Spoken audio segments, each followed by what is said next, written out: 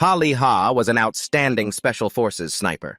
He was famous on the base for his marksmanship, never missing a shot, even though he was only a sergeant first class. But Leah stunned his superiors, as his shooting skills surpassed even those of other veteran Special Forces soldiers. They had a sniping test coming up, and Leah was training with all his might, determined to win that competition. However, fate has a cruel sense of humor. Right before the test, Leah had an accident, and unfortunately his legs were injured. The injury was so severe that Leah couldn't walk. Every day he was lost in a struggle between effort and despair. And then today, in a daze, Leah thought he heard a voice whispering in his ear, "Don't you wish you could walk again? If you make a pact with me, I will let you walk again." That mysterious force reached its hand out to Leah. Trembling, he wanted to place his hand on it. Can you really help me walk again?" Just as their hands were about to touch, Leah suddenly woke up. "What's wrong? Were you having a nightmare?" A familiar face was right in front of Lee Ha's, startling him. Wasn't this his damn cousin? "Damn it, you scared the hell out of me. What's the matter? Have you already forgotten your own cousin's face? You must be really tired, huh? You didn't even realize I moved you." The young man shook something that looked like a helmet in his hand. It was only then that Lee Ha realized he wasn't in his bed, but in some kind of pod-like machine. His cousin said it was the new, popular full-dive gaming helmet. Since Lee Ha was sleeping so soundly, his cousin had assembled it himself and placed him inside. "You bought this thing without even asking me? And you put it in my room yourself? Don't worry, it was Auntie's decision. This thing only cost 10 million won. 10 million won, and you used the word only?" Lee Ha was truly impressed by his cousin's optimism. Besides, his family wasn't that wealthy. He had no idea where his mom dug up the money to buy this useless thing. His cousin brushed all that aside, telling Lee Ha not to worry about the money and just focus on experiencing this virtual reality game. After all, he'd been depressed since the accident and couldn't even find a job. As family, how could they not be worried? Besides, this game isn't useless. Talented players can even earn a lot of money in it. Even so, how could you guys spend 10 million won so thoughtlessly? Lee Ha was still trying to resist as his cousin put the gaming helmet on his head. "Hey, don't you want to be able to walk again?" His cousin leaned in and whispered in his ear. Lee Ha froze at those words. They were exactly the same as in his dream earlier. The kid said this thing could help him walk again, and so Lee Ha finally decided to give it a try. The system quickly verified his voice and transported him to a completely new world. Lee Ha felt as if he were in a free fall, and more importantly, he landed firmly on 2 feet. This feeling, it was just too real. He didn't just fall from the sky into the middle of nowhere. He was also standing steady on his own 2 feet. Then Leah heard a clear, melodic voice as a beautiful red-haired girl appeared. "Outsiders are always welcome. Blessings upon you who have set foot in the middle world." Leah's ears were ringing. For a moment, he couldn't understand what she was saying. Just then, Lee Ha suddenly felt a cool breeze all over his body. It turned out he wasn't wearing any clothes. The young man immediately panicked, but the red-haired girl just giggled. "Men from East Asia always strike that pose, don't they? I've seen it many times, so don't worry." This was clearly a game world, yet she was communicating with Lee Ha so smoothly, as if she had a mind of her own. He immediately realized this was an AI guide. "Not bad, right?" the girl asked again. "Now tell me your name in this new life. Here in this world, the middle world." It seemed the girl was asking Lee Ha to choose a username, and after some thought, he decided to just use his real name, Lee Ha. He also decided to keep his real appearance. The girl seemed a little surprised. In this world, people could change their face, height, or even their race. Lee Ha was the first person to decide to keep everything the same. "Are you sure?" she asked again. "Yes," Leah answered firmly. "It feels so real. Standing on 2 feet like this? I want to walk through this world." "I see. A person from another world, huh, Leah? Congratulations on taking your first step into the central world." The other person waved their hand, and a simple, magical set of clothes appeared on Leah. "It's just like a world of magic." The girl also said that Lee Ha could achieve anything he wanted through this place, and she would wait for the day they could meet again. Just like that, Lee Ha was thrown into freefall once more. This time, it was confirmed that he was truly falling into the game world he was meant to be in. He was sure he was going to land on his head. But after a while, when nothing happened, he timidly opened his eyes and found himself standing in the middle of a plaza. People bustled back and forth, and everything around him was so realistic it made him wonder if this was really just a game, or if it was truly another world that existed. Lee Ha spread his hand and observed it closely. Even the calluses on his hand were exactly the same as in the real world. This was his body and also his character in the game. Li Ha recalled the red-haired girl's words. The ability to change his face, body, and even his race was certainly an attractive offer, but he just wanted to feel what it was like. Back when he could still run and jump, Li Ha stomped his feet in place a few times, then started swinging his arms and legs, kicking this way and that. This feeling was just too real, even though in reality he couldn't walk. But here he could run and jump freely. The fact that his two legs could move made Li Ha so emotional he trembled. And while he was lost in this feeling of happiness, he suddenly heard a voice from behind him. "Moved to that extent, are you? I've met a lot of people in this Middle-earth castle, but this is the first time I've seen someone as pure as you." The blonde man introduced himself as someone who helps guests adapt to this world of Middle-earth. It sounded fancy, but Li Ha realized he was just a tutorial NPC. "So what do I need to know to adapt to this world?" Leah immediately asked. Seeing that he was such an enthusiastic player, the other guy got excited too. So he started pointing out a few things to pay attention to. First, everyone knows that people can't run continuously forever. If you don't rest properly, you won't even be able to move. That's the stamina stat in this game. Next, the man pointed to a beautiful little girl holding a basket of apples standing not too far away. Then he made an unreasonable request to Li Ha. At first, he thought he had misheard, but then the man mechanically repeated the request. So Li Ha pinned him to the ground and started cursing, "Hey, you bastard! That's illegal, you know." Turns out, even NPCs in games can be jokers. The guy was just giving an example to tell Li, that you have to have morals in Middle-earth too. If you commit a major crime, you'll be exiled to the countryside and even fined. And the person who receives the money in the newbie tutorial is this very NPC. "I just said that because I wanted you to know," the guy said. Leah pouted. "How kind of you." If he had actually done what the guy said, wouldn't that have been like digging his own grave? "Ha-ha, you catch on quick."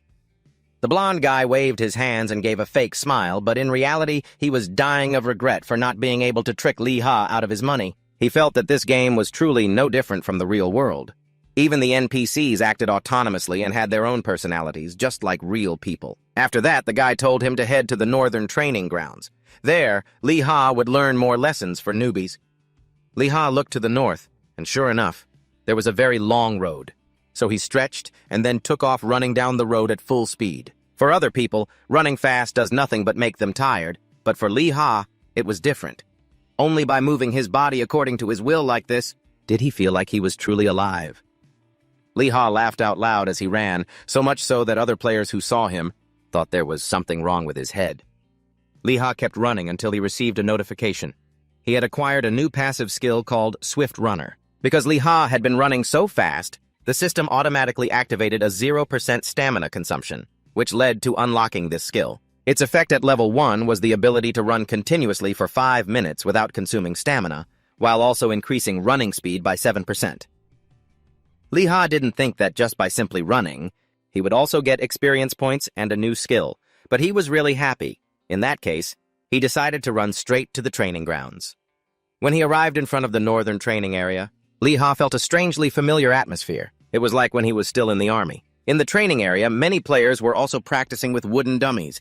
Leah also picked up a wooden sword and prepared to experience the feeling of being a new recruit again. But what surprised him was that when he prepared to attack, his body moved automatically. This must be the combat assist system, he thought. Li Ha turned to observe the other players. Sure enough, they all seemed to be swinging their swords very awkwardly. He got the feeling that the combat system was controlling all the players. But Li Ha didn't like that. Wanting to gain control over himself, Li Ha gripped the wooden sword tightly in his hand, thinking to himself that he just had to believe this was real, and that he had to truly attack his opponent. With that thought, Li Ha struck once more, and this time, he actually broke free from the combat assist system's control, smashing the wooden dummy to smithereens.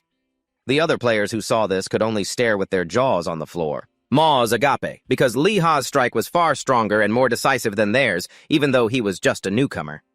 Whoa, he completely shattered the dummy! Did he really use the same attack as us? The one we just learned here? Then how come we can't do that? Share it with us. What move did you use just now? The others crowded around to ask, but in truth, Li Ha had only used the standard new player attack, just like them. The only difference was that he used his own will. After defeating the dummy, Li Ha received a new system notification congratulating him on completing his training, and without making a single mistake. However, the system also advised him not to get arrogant because of it, as great talent often invites great disaster. At the same time, it sent him a small reward of 3 stamina points and 2 intelligence points. Lee Ha felt the system was right. Standing out too much wasn't necessarily a good thing. After all, back in the day, the most talented soldiers were always the first to be sent to the front lines. After finishing this tutorial, Lee Ha was transferred to the class selection interface, and there he met the red-haired girl from before. She spoke as if it had been a long time since they'd last met. "But it hasn't even been a day yet," Lee Ha said, greeting her. "It's because Koreans grasp things so quickly. You must play games all day, huh? Anyway, model student of Candle Castle, what kind of weapon would you like to choose?" At the girl's words, a pile of weapons appeared before Lee Ha. Choosing a weapon was tied to choosing a class, so he had to be extremely careful. Lee Ha had expected many types of weapons, but he never imagined there would be this many. The girl mentioned that some people had hesitated for a whole day before making their choice. The first thing that caught Lee Ha's eye was a staff, symbolizing the mage class. Before logging into the game, his cousin Ki Jong had told him to ignore all other weapons and choose the staff. But as Lee Ha was about to reach out and touch it, the red-haired girl advised him to calm down and slowly, carefully observe his surroundings. Lee Ha followed her advice and seemed to have discovered something more suitable for him. It was a musket. Without hesitation, Lee Ha immediately reached out and touched the gun. "I'm sure you know what kind of gun this is, right?" the AI girl asked playfully. But Lee Ha really did know. In fact, he knew it very well. It was definitely not a modern rifle. Although he didn't know its exact model, he was certain it was a flintlock musket, invented in the late 1700s, predating even Napoleon. Lee Ha's detailed explanation made the girl exclaim in admiration. As expected of the model student, his completely accurate answer proved, shame, that he knew a lot about guns and was more suited for the marksman position than anyone else. Lee Ha fiddled with the gun for a moment. It really did have a flint and a powder pan. He guessed its ammunition was either lead balls or iron shots. So he wanted to try firing it once, and the girl, of course, agreed. She provided Lee Ha with black powder for priming, black powder for the charge, an iron ball, and a ramrod. Lee Ha reached out for them. He thought to himself, thank goodness there are at least some advanced items. He felt incredibly excited to touch a gun again after so long. First, he put the priming powder into the powder pan. Then, he poured the main powder charge in, followed by the iron ball. Next, he used the ramrod to ensure the powder was packed tightly against the ball. The entire process took a full minute, which made Lee Ha want to collapse. He truly missed the advanced firearms of the 21st century. Moreover, this flintlock was very heavy, with a total weight of up to 4.5 kilograms. It was no different from lifting weights. Well, since it's loaded, I might as well fire it. Lee Ha raised the muzzle and aimed at a target 40 meters away. After he pulled the trigger, a thick cloud of acrid white gunpowder smoke billowed out, making Lee Ha's eyes sting. But the most serious problem was that he had missed. In the real world, Lee Ha had never missed at this range. The red-haired girl giggled and said he should read the instructions again, because the hit rate of a flintlock at a distance of 40 meters was only 50%. Lee Ha wasn't convinced. He decided to try again, going through the same loading process that took over a minute.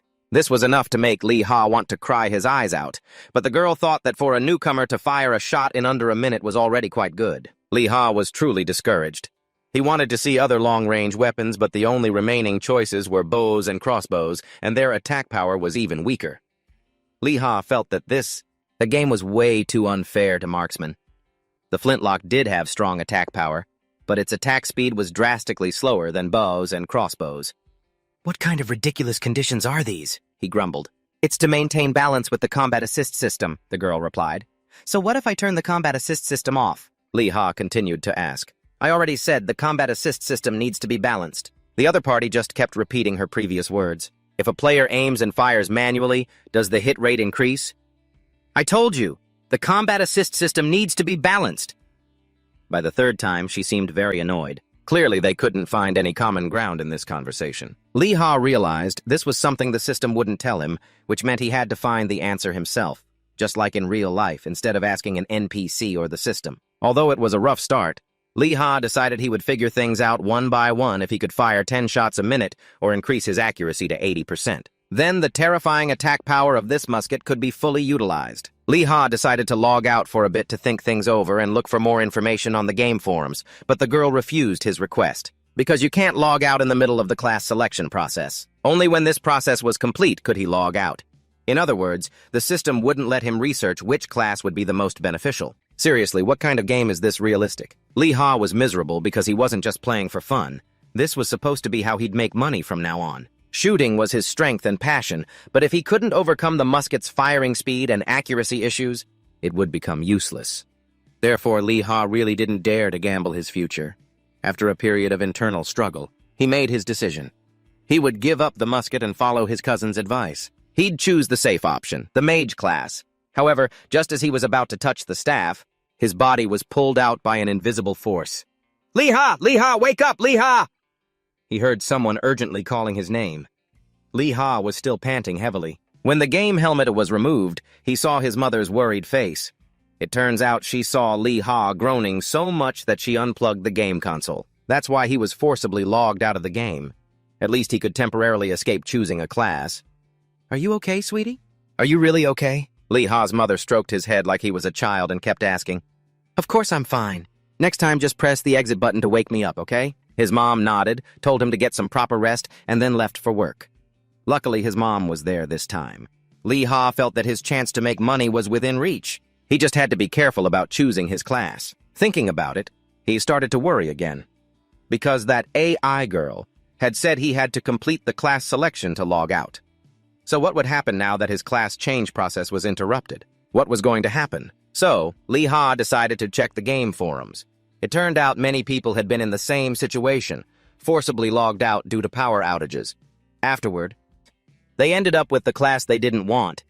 And if you wanted to delete your character and create a new one, you'd have to wait 4 to 5 months to do it. After reading this, Lee Ha felt that what just happened wasn't lucky at all, but the greatest misfortune of his life. He tried to console himself, thinking he had already touched the staff. So when he logged back in, he would definitely become a mage. But when he logged back in, Lee Ha had become a musketeer. He practically cried his eyes out. The other players thought he was crazy. They had never even heard of this class before. But once you're in, you have to see it through. His mom had spent 10 million won to buy this machine. Only an idiot would wait another 4 to 5 months to create a new character. A musketeer it is, then. It wasn't the first time Lee Ha had held a gun anyway. After accepting this cruel fate of a class, he immediately learned 2 skills: musket mastery and bayonet charge. Musket mastery was a passive skill.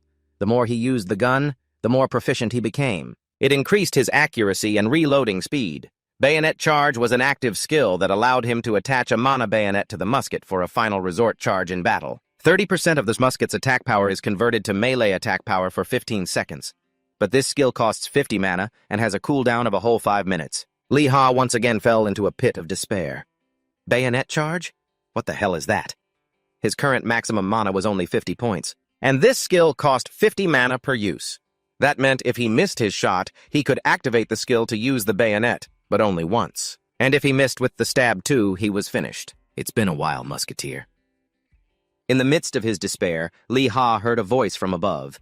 He knew full well it was the guide NPC again, but Lee Ha was in a terrible mood. He didn't have time to listen to him ramble. "Just get to the point. What do I have to do?" He cut the other person off. This NPC had probably never met a player as rude as him and was a bit taken aback. Then he issued Lee Ha a new quest, to hunt horned rabbits. Specifically, horned rabbits had appeared at the entrance of the beginner's village, Candle Castle, and were harming the crops and animals.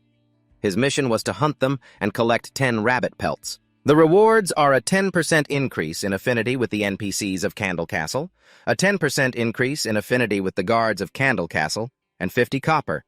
Everyone has to do the beginner quests. Lee Ha was no exception. When he arrived, there were quite a few other people hunting horned rabbits, and Lee Ha quickly found his first target. It was a harmless-looking rabbit chewing on some grass. He immediately took out his musket and skillfully loaded it, though not much faster than before. Then Lee Ha took careful aim at the rabbit and pulled the trigger. The gunpowder smoke was as thick as ever, temporarily blinding him. Lee Ha really hoped he had hit it. After all, he was only shooting from a distance of 35 meters. Unfortunately, Lee Ha missed again. What's worse, the bullet just made the rabbit furious. He watched as it charged towards him at breakneck speed. Lee Ha tried to reload as fast as he could to fight back, but even at his best, he couldn't keep up with the rabbit's speed. And so, while he was still loading the chamber, it landed a gut-wrenching kick on him. Damn it! This little demon might look small, but its strength is monstrous. A demon rabbit for sure. Lee Ha couldn't die such a humiliating death while reloading during the tutorial quest, so he decided to grab his gun and run for his life. But unfortunately, the creature chasing Lee Ha was a being that could reach speeds of 80 kilometers per hour in short bursts, and trying to outrun it was completely useless. The damage force of a K2 rifle is 1,960 joules, while the damage from a kick from the demon rabbit was already 1,107 joules. In other words, getting hit by one of its kicks was equivalent to taking half a rifle bullet. Seeing Lee Ha get his ass kicked by the demon rabbit, the other players were very concerned. But they were all newbies too, so they couldn't spare the time to help him. Lee Ha could only struggle through this dire situation on his own. By now, Lee Ha's mana had dropped to half. If he didn't do something, he would definitely die in this ridiculously easy quest. So, in his most desperate moment, Lee Ha stood up.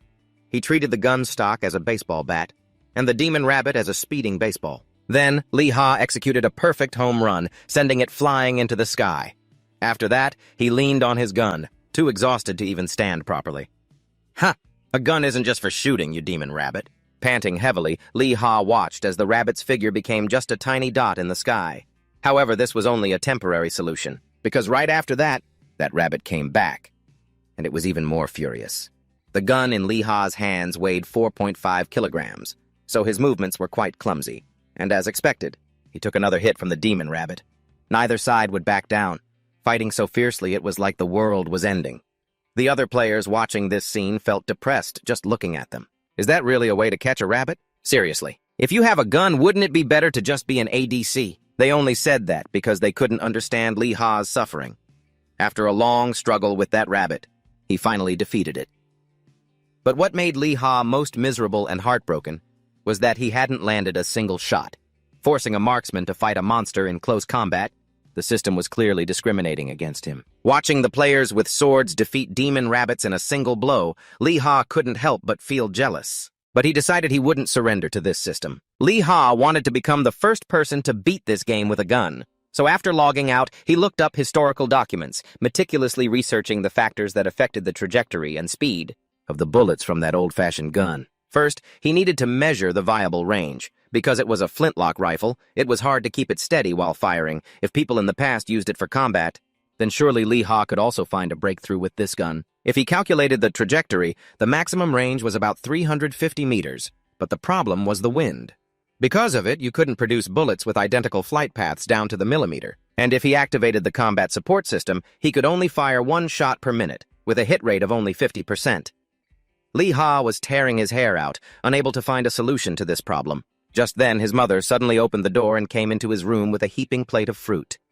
She was so happy to see her son concentrating on his research and looking much more lively. She felt that buying him the game console was a brilliant decision and that she should have bought it for him sooner.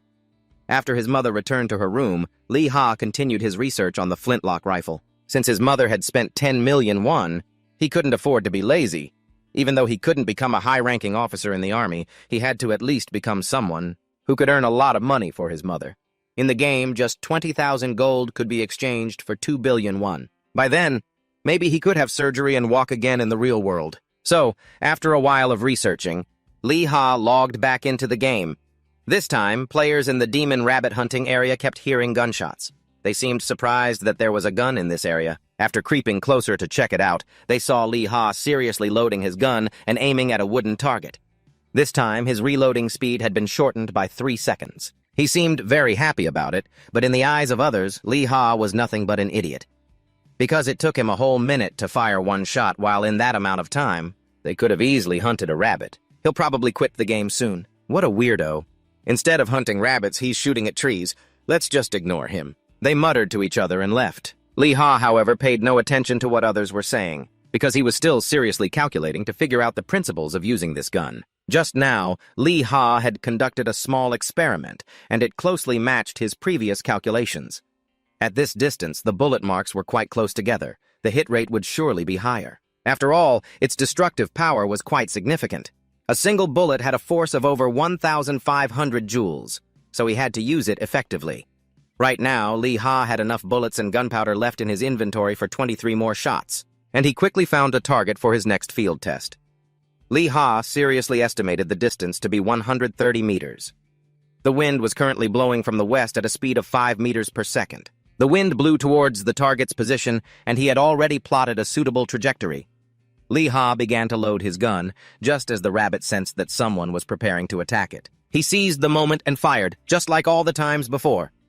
The thick gunpowder smoke billowed out again, temporarily blinding Lee Ha, but this time, Lee Ha had a good feeling he'd hit it. And he was right, he did hit it. But the bullet only grazed the rabbit's hind leg, once again forcing Lee Ha into a situation where he had to use the butt of his gun for close combat just like last time. After a struggle, he managed to knock the rabbit out. Lee Ha wasn't discouraged and tried again with another target. This time, he really hit it. Moreover, he killed the target directly with his bullet on the very first shot. Lee Ha was ecstatic because the distance from his position to the target was at least 100 meters. It seemed his research wasn't useless after all. Ding! He immediately received a new notification. Thanks to his recent accomplishment, Lee Ha had unlocked an achievement, and at the same time, he entered the Hall of Fame. He excitedly opened his character sheet to check. Just from this one achievement, he had gained a whole 8 levels. That was the good news. The bad news was that the flint of his musket had been destroyed from overuse. So, Lee Ha had no choice but to switch to melee mode. If the butt of his gun could talk, it would probably be crying its eyes out from having to keep fighting hand to hand. At this rate, the gun butt might just snap in two. And because he'd been spending the last few days in the rabbit hunting grounds fighting with his gun butt, Lee Ha was given a nickname by the other players. They called him Bloody Gun Butt. They couldn't understand why this guy had a gun but didn't use it to shoot, resorting to such crazy tactics instead. Of course, it's not like Lee Ha wanted things to be this way. It took him a full minute to reload, but only 8 seconds to take down and catch a rabbit in melee. Zaunko. Compared to shooting, fighting directly was definitely much faster. It was just a lot more tiring. Luckily, he managed to catch all 10 and complete the quest.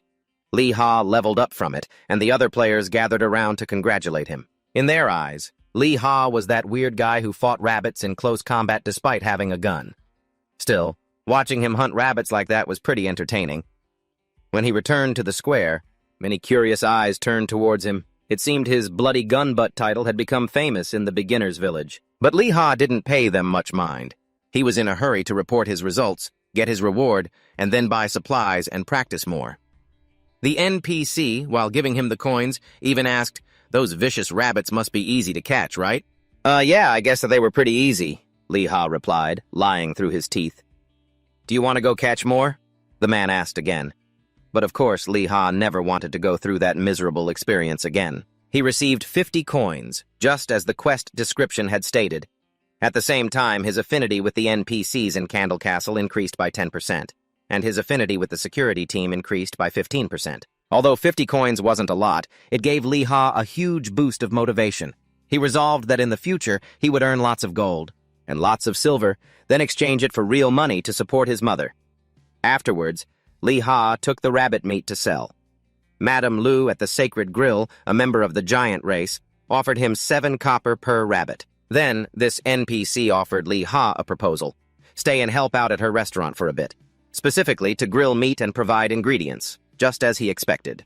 It was another new quest that had just popped up. The objective was to cooperate in developing the Sacred Grill's new menu. The main requirement was 5 portions of undamaged rabbit meat and 1 portion of black-furred rabbit meat. The reward was a special lunchbox from Madame Lu's new menu. "What's a black-furred rabbit?" Lee Ha asked. "Oh my, among those aggressive rabbits, there's one with black fur. Its taste is absolutely divine, so you simply must try it," Madame Lu replied. Lee Ha figured it was probably just like a black pig or something. But since it was a special rabbit, hunting it would surely be harder than the other white ones. Even though the reward wasn't money, Lee Ha still decided to accept the quest. Madame Lu hurriedly grabbed his hand and instructed him, "Just hang a bag on the tree at the south gate. The rabbit will catch the scent and come sniffing around. When it does, all you need to do is give it a good poke, and you're done. Besides, it's only active at night, so you don't need to waste your energy during the day." But she wasn't done yet. She then pulled out a kitchen knife longer than a katana and threatened, "Don't you even think about trying to fool me with some subpar meat, because anyone who dares to mess with my food has ended up on the wrong end of this knife." Yes, of course, who would ever mess with you? Even if Lee Ha had any bad intentions, he would have dropped them the moment he saw that knife. So he had 50 copper from the previous quest's reward, plus 77 copper from selling the rabbit meat, for a total of 1 silver and 27 copper. Lee Ha took this money to buy gunpowder and pellets first. However, the cost of ammunition was much more expensive than he had imagined. A bag of gunpowder was 10 copper, a bag of priming powder was 5 copper, and a single pellet was 3 copper. The total for the amount he wanted to buy came to 1 silver and 26 copper. The shop owner said that because of these high prices, nobody becomes a musketeer these days, except for a fool like Lee Ha. He was truly devastated. A single shot cost 18 copper. Where on earth is a musketeer supposed to get that kind of money? It's so hard to make money playing the game like this. He didn't know how he was going to afford the upkeep. Maybe you should just sell it. If it's this expensive, you'll go broke in no time, the owner suggested. But marksman was already Lee Ha's chosen class. How could he just give it up? Still, he felt he needed to find another way. If he only hunted rabbits, he'd be losing money. 1 rabbit was worth 7 copper, while a single shot to hunt it cost 18 copper, not to mention the high chance of missing. In reality, if he ran out of ammo, he could still use his gun to bludgeon the rabbits, but doing so would mangle the carcass and ruin some of the meat. If that happened, he wondered if Madame Lu would use that katana-sized knife of hers to carve him up instead. In the end, Lee Ha had to spend all of his capital on weapons and ammunition, using up all the money he had worked so hard to earn. He was left with only a single copper coin. On his way out of the weapon shop, Lee Ha couldn't stop regretting not choosing the mage class. If he had, he might be using magic right now. And that's how you fill your pockets. Then, Leah suddenly had another thought. I wonder if there are special conditions for getting quests. Before, the captain of the Kando Castle security team saw my level and gave me a quest, and Madame Lu gave me this job because she saw the quality of the rabbit meat. Does that mean you need a certain factor? To be able to trigger it? Like you have to meet the NPC's requirements. Just as he was thinking this, Leah heard his stomach rumbling loudly. Good grief, even the feeling of hunger is this realistic. The guys who developed this game are terrifying. What's more, because he was hungry, his health was reduced by a whole 40%. At this rate, he wouldn't have the strength to hunt rabbits. So, Leah stopped by a bakery. He also wanted to try the bread in this game world, to see how realistic it could be. Just as Lee Ha pushed the door open, the bakery owner said they were already closed. This game is brutally realistic. During business hours, you can do anything. But once the sun sets, you can't buy food anymore. Lee Ha tried to persuade her, saying he was about to starve to death. He'd just buy 1 bun and leave immediately. She agreed, but then something unexpected happened.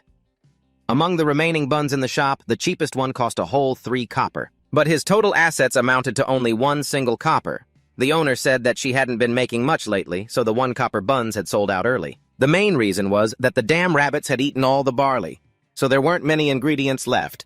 At that moment, Lee Ha suddenly realized that if an NPC was in trouble, it meant they wanted a player to help them with something. If he tried asking about the barley flour shortage, he might just trigger a new quest. So, Lee Ha made a serious proposal. At the request of the security captain, I've already taken care of a few rabbits. So, if I help you get rid of all the rabbits, and you give me some bread, wouldn't that be better for both of us? Oh my, is that so? The bakery owner exclaimed. Just when Leah thought he had succeeded, as she threw a bucket of cold water on him. About 20 strangers have come here today and said the same thing. But those rabbits are very fast, so I doubt you can help me. If I made a deal with you about that, wouldn't my shop be ruined? Lee Ha was speechless. The NPCs in this game really had logical reasoning skills. They could even outsmart a player like him. But he didn't want to give up yet because he was a dirt poor guy with no money for bread. So Lee Ha decided to flex his not-so-ordinary status. He said that he had received a request from the owner of the Holy Grill, so he wasn't like the other passers-by who had come to the bakery offering to hunt rabbits for bread before. Not to mention, Madame Lu also asked me to catch a black-furred rabbit. After hearing the 2 words, black rabbit, the bakery owner's attitude changed completely. But then, she dealt Lee Ha another critical blow by saying, "You look so pathetically weak. You don't look like someone capable of catching a black rabbit. Besides, if you were capable of catching one, you certainly wouldn't be so poor that you couldn't even afford bread like this. Sorry if I was a bit harsh," she continued. She really knew how to dish it out and then soften the blow. Although he was deeply hurt, Lee Ha was determined to hold on until the end to get free bread. He then took out the bag that Madame Lu had given him earlier to catch the rabbit. He didn't know what was inside it, but the smell was truly awful. The bakery owner didn't even dare to get close to the bag. "Oh my God, this stinky thing is definitely something Sister Lu made. So you're the capable person that Sister Lu trusted and gave the job to? It seems this smelly bag really did its job." Leah tried to stay calm, but inside he was overjoyed. The bakery owner seemed to trust him now. and asked Leah to help her with one more thing on his way to catch the black rabbit. The system immediately translated the owner's words into a new quest. I've heard that a certain herb grows where the black rabbit leaves its droppings. It enhances the flavor of the bread, but this must be kept an absolute secret. Because if customers knew the bread contained a flavoring that grows from animal droppings, they might not continue to support the bakery.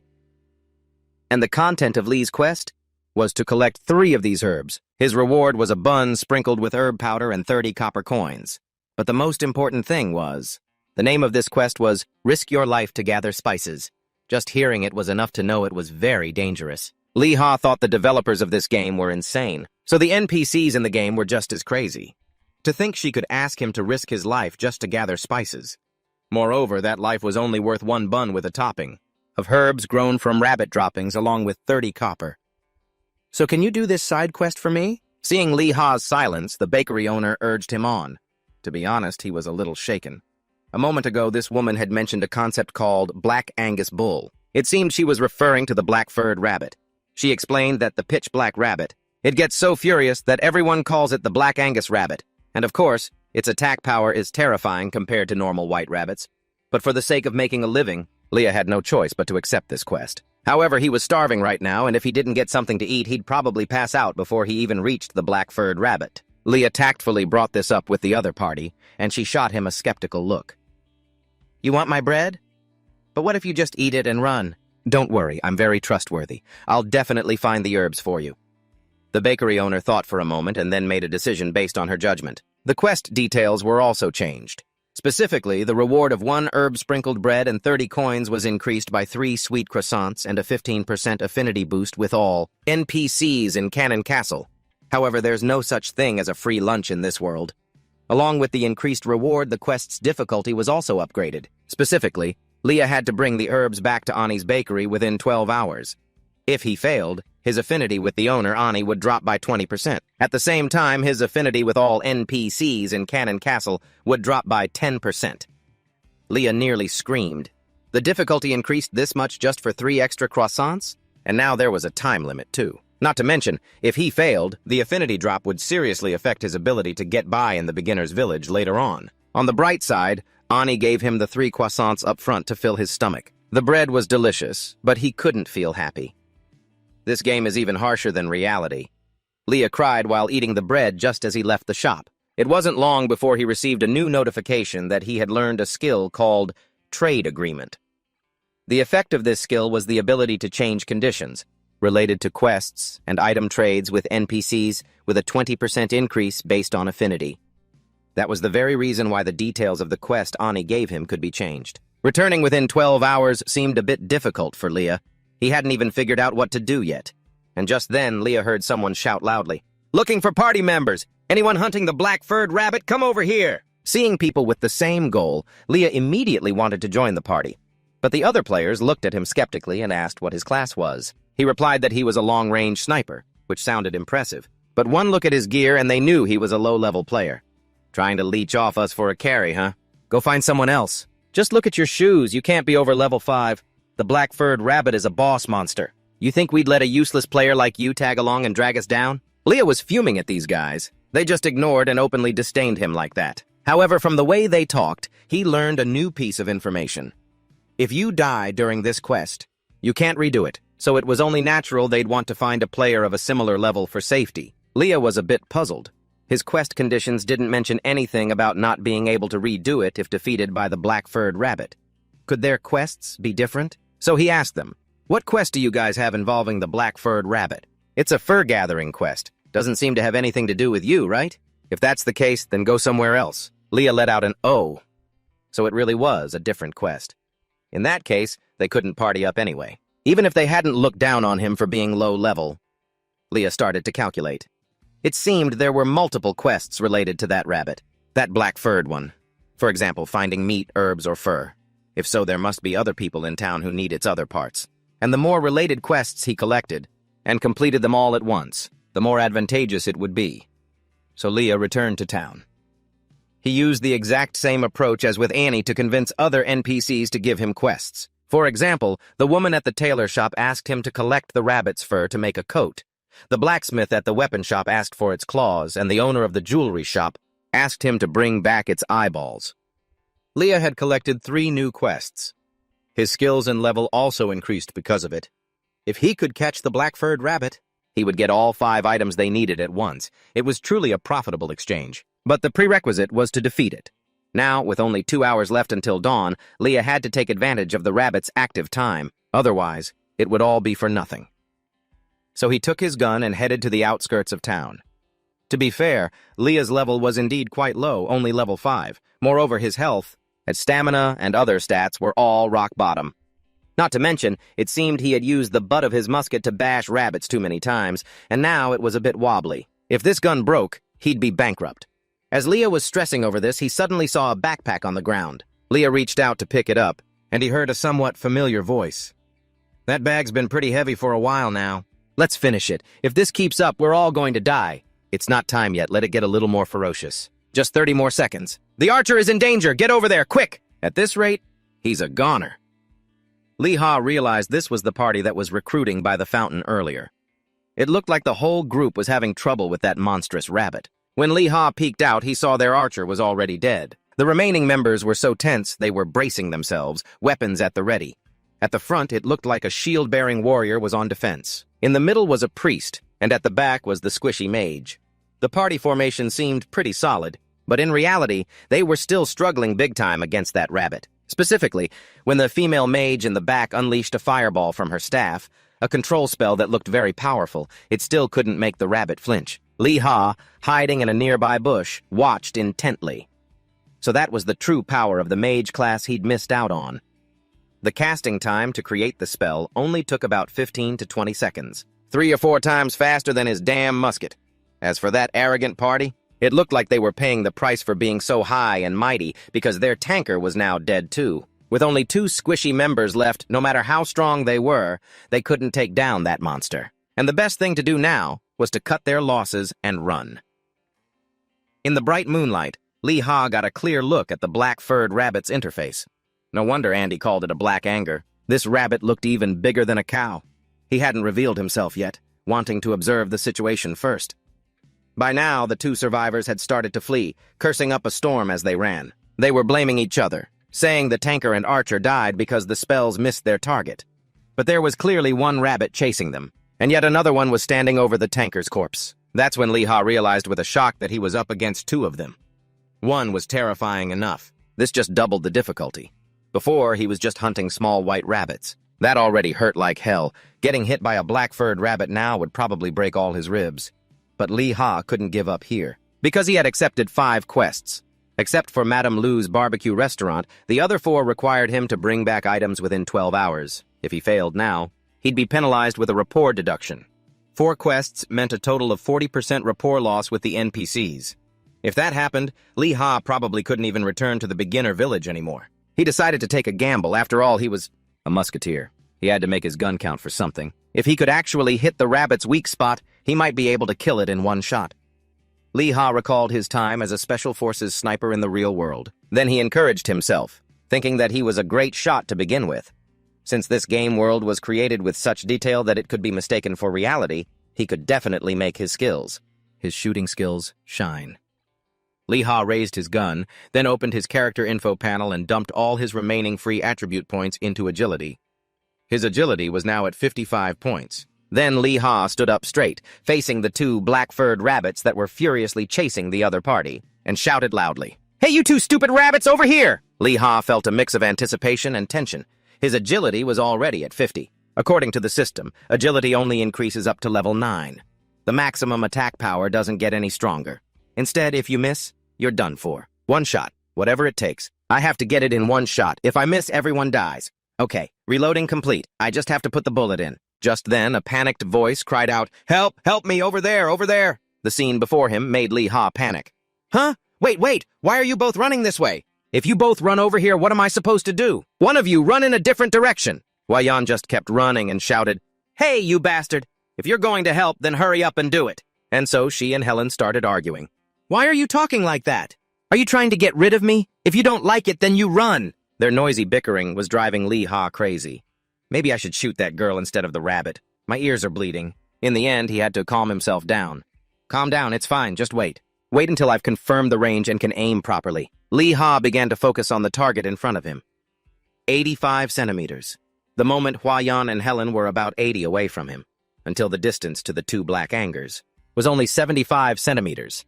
That meant they were already extremely close to those two. Just when it was only 50 centimeters away, the black Angus's claws suddenly shot out, but Lee Ha patiently waited until his firing range shortened to just 45 centimeters. That was the exact distance he had been waiting for. Here it comes. Immediately after, Lee Ha fired without a moment's hesitation. The bullet grazed past Hua Duyan's cheek and whizzed behind her, much to her astonishment. The next second, it precisely embedded itself straight into the black Angus's head. Witnessing that scene, Hua Duyan couldn't believe her eyes. It's dead? She was so stunned she even forgot to run. What was that just now? While Hua Duyan was still dazed, Heller, who was next to her, was caught by the other black Angus. Its ferocity made her so scared her legs went weak. Just then, a hand suddenly reached out and grabbed Hua Duyan. Lee Ha had appeared beside her without her noticing. "What are you doing? Run!" "What about him? It's going to come for us next." Right now, only one thought was running through Hua Duyan's mind. Did I really see that correctly? That monster was wiped out in just one shot. How could he do that? Is he high level? Meanwhile, Lee Ha was in a bind. When am I going to get a chance to reload? And so Hua Duyan let him drag her along like a puppet. Who the hell is this kid? As for Lee Ha, he just kept running headfirst. I'll reload when reinforcements arrive. If I keep going like this, I'll get caught and eaten. Anyway, I've gotten far away from that rabbit. If I can just get a little farther, I'll have time to reload. As he was calculating, he suddenly felt it. The atmosphere around them suddenly changed. The black Angus behind them abruptly threw its head back and let out a long roar. Their footsteps didn't stop, but the mental shock was immense. This was a situation Lee Ha hadn't anticipated at all. It's already finished eating? He sighed inwardly. Am I going to die here? Before the two of them could even think of a way to react, Hoa Ding suddenly appeared right before their eyes. The moment she saw her, a flash of panic crossed Hua Duyan's face. She hurriedly turned to Lee Ha. "Get down!" Her sudden action startled him. What? The next second, a thin wisp of smoke suddenly emerged from Hua Din's hands, and with it, countless ice rods appeared all at once around her. Hua Din's storm-like attack began instantly. Her target, of course, was the giant black Angus over there. Before Lee Ha could even understand what was happening, the ice rods had plunged straight into the black Angus.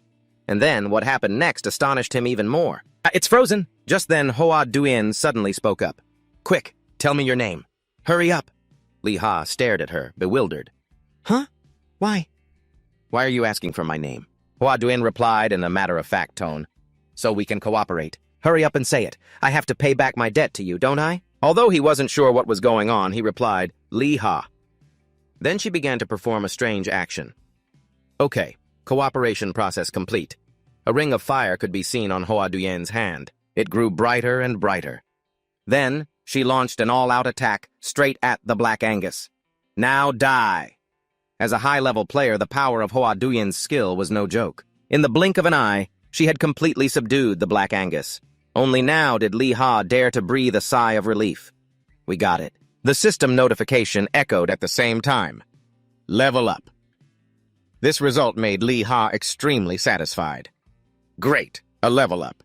It's just that he suddenly thought of a problem. Don't tell me that item got burned up too? Hua Duyan walked over to the Black Angus. Let's see. Oh, item!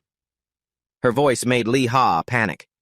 Are you planning to take that item all for yourself? Hua Duyan looked at him calmly. Of course. I'm the one who burned it. Lee Ha immediately got angry. So, what about me? Hearing that, she pointed into the distance. Well, that one back there, you can have it all. Finally, Hua Duyan gave him a mischievous smile. That's fair, isn't it? After collecting the items, the three of them set off again. It's just that Lee Ha was now extremely bewildered. Why are they following me? Just then, Huayan suddenly spoke up. My name is Lam Huayan. Leah coldly replied, I didn't ask for your name. But she paid him no mind and continued, and that's Lam Huajong. He could only give a half-hearted reply. Right. Seeing this, Huayan became even more insistent. You don't know the Snowflower Archer. A Lam Huajong of Hong Kong? He was at a loss for words with her. Do you know Ha Li Ha Ha of South Korea? Huayan immediately became interested. Who's that? Is that his name? But he just brushed her off. We don't know each other, so we're even. Whether you're a squirrel or Lam Huajong, just hurry up and go home. I'm very happy to have hunted with you all. Li Ha's attitude made her even more curious. Something felt a little strange. How could he take down a Black Angus in one shot? That thing had such a massive body. No matter how I look at it, he doesn't even look like he's level 7 at this point. Huazhong, who had been silent until now, suddenly reacted. She only said one simple sentence, and it was enough to make Li Ha freeze. "The herb is over there." Ani's voice was still ringing in his head. "Remember, don't tell anyone." Li Ha's entire body went stiff. He slowly turned to face Huazhong. "Where did you get that herb?" At this, Leah started to panic. How does she know? "The bakery owner told me not to tell anyone." Did the quest fail? Only Huayan was still confused. "What's a herb?" Huazhong was kind enough to explain to her, "It's a quest item." "The one this person is looking for?" Then she turned to Leah. "It's all right. It's fine to tell other players." Hearing this, Huayan suddenly glared at him. "Don't tell me you were afraid we'd steal your quest item, were you?" Huazhong, standing beside her, added fuel to the fire. "Perhaps." She thought for a moment, then continued, "From a distance, I saw you hit the Black Angus with a single shot." This was what she had been wondering all along. How were you able to do that? This was also what Huayan wanted to know. "Yeah, that's right. That rabbit was at 100% health. How did you manage to catch it?" Faced with this question, Li Ha had no choice but to be evasive. "Huh? I guess I just got lucky." As he was feeling awkward, a few notification windows suddenly appeared in front of him. The content on them mainly listed his latest achievements. Looking at the words on the screen, Leah couldn't hide his joy. "The quest was a success!" A moment later, Huazhong excitedly dragged everyone to a nearby restaurant. "To celebrate our safe return, let's have a toast." Li Ha couldn't refuse her enthusiasm. Cheers, taking this opportunity. He asked the question he was extremely curious about. "But who are you, anyway? Even the NPCs bow to you and everyone makes way for you." Huayan was a little surprised by his question. "You really don't know?" Her eyes flashed with pride. "Huazhong is ranked 5th in Asia, and 9th in the world. Let me introduce us again. I'm the Fireflower Archer, Lam Huayan, and this is the Snowflower Archer, Lam Huazhong."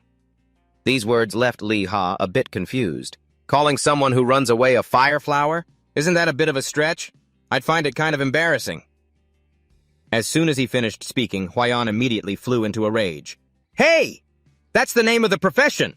What am I supposed to do about it?" But not only was Leah not scared, he laughed even louder. "Ha ha! You must be so embarrassed, huh?"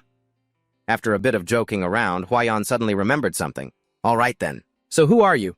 And how did you manage to catch that Black Angus?" Li Ha was silent for a moment, then answered nonchalantly, "I shot it, so it died. Simple as that." His attitude angered her once again. "Are you looking for a fight?" But Li Ha remained perfectly calm. "I'm telling the truth. Do I have to spell it out for you? It was an instant kill." While the two were still arguing, Huazhong suddenly spoke up. "At level 6, the ability to adjust hit rate with skills is minimal.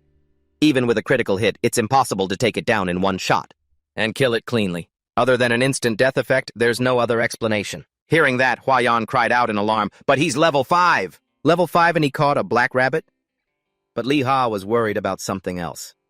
How does she know about my abilities, my items, and even my skills?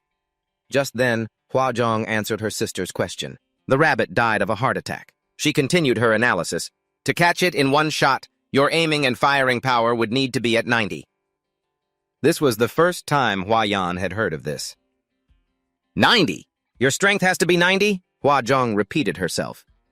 Besides strength, she slowly emphasized each word. Your level has to be 90. Hearing that, Li Ha suddenly remembered the notification from earlier. Ah, so that job description was talking about my level. On the other side, the two girls were still enthusiastically discussing critical hit. Assassination mastery is level 70. Suddenly, Huayan glanced at Li Ha. Is it okay? Huazhong, beside her, nodded. Okay. Their suspicious behavior made him jump unconsciously. Huh? Okay, what? What's okay? Huayan's expression suddenly turned serious. All right, Mr. Ha Li Ha of the Republic of Korea. Would you like to join our faction? Li Ha truly hadn't anticipated this situation. What? Huayan started boasting again. The master of our faction is Huazhong, the one ranked 9th in the world. A pretty famous faction, huh? Li Ha hesitated for a moment, then said softly, You know I'm level 6, right? Huayan acted like it was no problem. You can just raise your level. He continued to point out his weaknesses. I'm only equipped with beginner items, but she still felt it was solvable. I'll get you the items. So, Li Ha reluctantly continued. I don't know how much money you have, but... Huayan immediately cut him off. A lot. She tried every way to persuade Li Ha. The master of the faction is the world's 9th-ranked player, Huazhong. You get what I'm saying, right? Unfortunately for her, she'd found the wrong person. I refuse. My mom told me if someone offers you candy and you follow them, something bad will happen. Your mom raised you well. Huayan couldn't believe her ears. He's refusing such a great opportunity? Li Ha replied casually. The conditions are so good they make me uncomfortable. She still wouldn't give up. Our Huazhong is the master, but he didn't care one bit. Even so. The conversation between the two continued for a long time.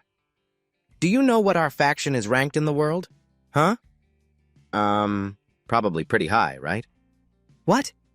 Finally, Li Ha calmly explained, I have to look into this and that before I go. When you go to the market, you don't just check out the first store. If another place is better, I'd have to go back on my word. Since you've put it that way, Huayan didn't press him any further.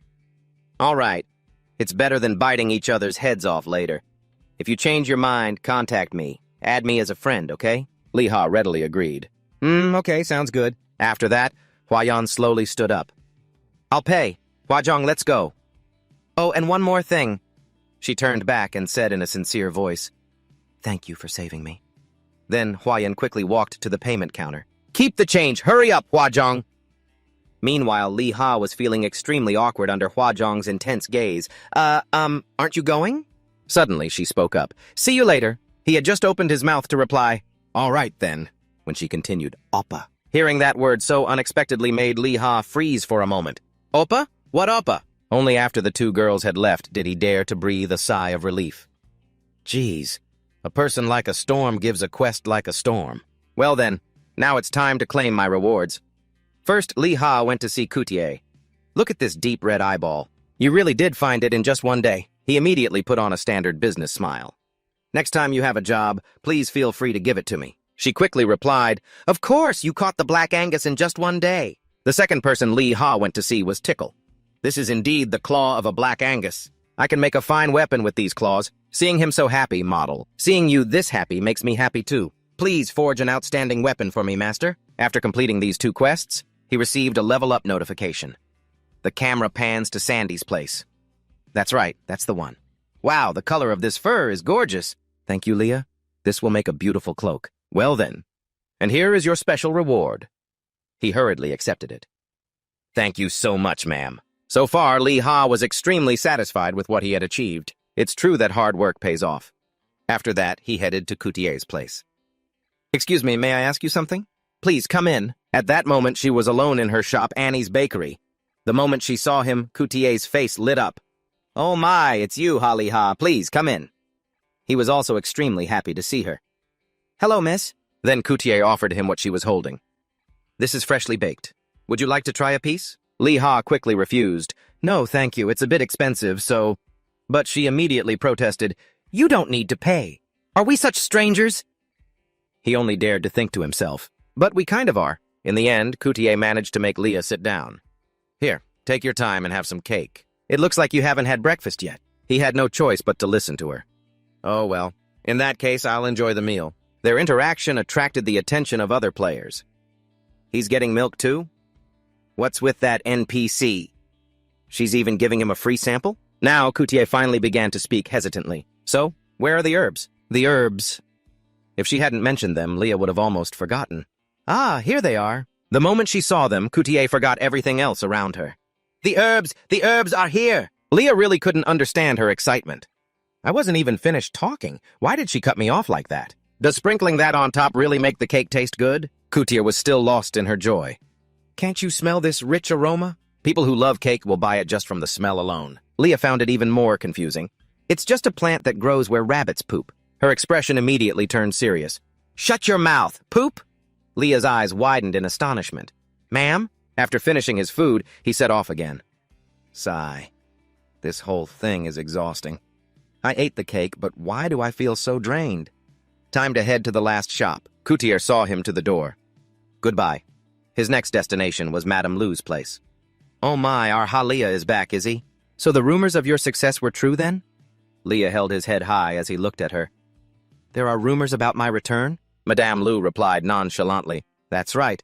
I heard you went to the tavern yesterday too. There's nothing that happens in this Candlestick Castle that I don't know about. I've already heard about your successful hunt. Hearing that, Lee Ha understood. So the rumor has already spread throughout the entire neighborhood. After that, Leah didn't ask any more questions and just handed her the item. Aren't you going to inspect the meat, Chef? Madame Lu smiled kindly. If our Leah is the one who brought it, I'm sure the meat is excellent. He looked at her and marveled to himself. Intimacy has increased to 70%. Currently, Madame Lu was in high spirits. Oh my, this is black-furred rabbit meat. She handed Lee Ha the money, exclaiming, oh my, I suppose I should give you a special reward too. Right? Wait a moment, I'll make you a lunchbox. Hearing that, he immediately became wary. There's more? With that thought, Lee Ha cautiously inquired, making a lunchbox must take some time, right? Madame Lu winked playfully. It'll be done in a jiffy. But upon hearing that, Leah understood immediately. It's a linked quest. Sure enough, she continued, I'm sure Leah can do it. I need the meat of the golden eagle that lives behind the mountain. And so, he had another job to do. The final quest? Attack the golden eagle boss. Lee Ha was extremely excited. The level 10 final quest of Candlestick Castle. He was still a bit confused, though. But is the reward this time really a lunchbox? Madame Lu explained further. Candlestick Castle is a village in a very remote area, you see, so it takes 2 stops to get to the city. And for a journey that long, you really need golden eagle meat. It takes 2 whole stops. So don't you need this high-grade item? If you want to achieve great things, you have to. Oh ho ho, you know the drill. Hearing that, Lee Ha could only force a smile. Is that so? Then I guess I'll need that golden eagle. In reality, he was furiously cursing the creator of this game in his head. So it even represents the problem of corruption, huh? Only Madame Lu was overjoyed. Oh my god, it's done. She looked so excited. It's done, it's done. It's just that Lee Ha was a bit hesitant. Should I eat the entire reward? Then he smiled at Madame Lu. Haha, thank you. Suddenly, a glint of surprise flashed in Lee Ha's eyes. Huh? He suddenly rushed forward, staring intently at the lunchbox. This is... In the next second, the system provided detailed information about this item. Lee Ha couldn't believe his eyes. Agility increased by 1, stamina increased by 1. Oh my god, what do you think? Madame Lu smiled brightly at him. It's not an ordinary lunchbox, is it? At this moment, Lee Ha was ecstatic. Moreover, if the reward is of the excellent type, the item's stats are tripled. A stamina increase of 7 is actually worth 7 million. Even if I sell it cheap, it's still over 60 million. I'll take it and sell it now. While he was engrossed in his calculations, a strange object suddenly caught his eye. What's this? What is this hanging tag? Leah curiously bent down to take a closer look at the thing dangling from the lunchbox. He saw a few words printed boldly on it.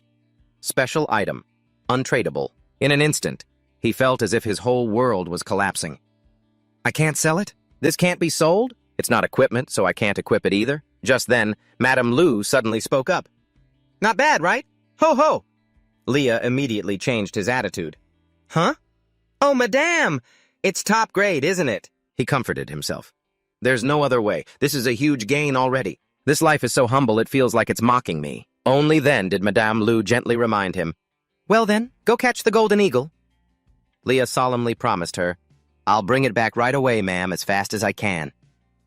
Then he left, his heart filled with excitement. All right, I've completed all the quests. At this moment, his character information window had changed significantly from the beginning. Leah started planning for his future. Other related quests will get me to level 10. Let's gain 2 more levels. If I catch the golden eagle, I can finally leave the beginner's village. After that, he decided to enjoy Madame Lu's lunchbox.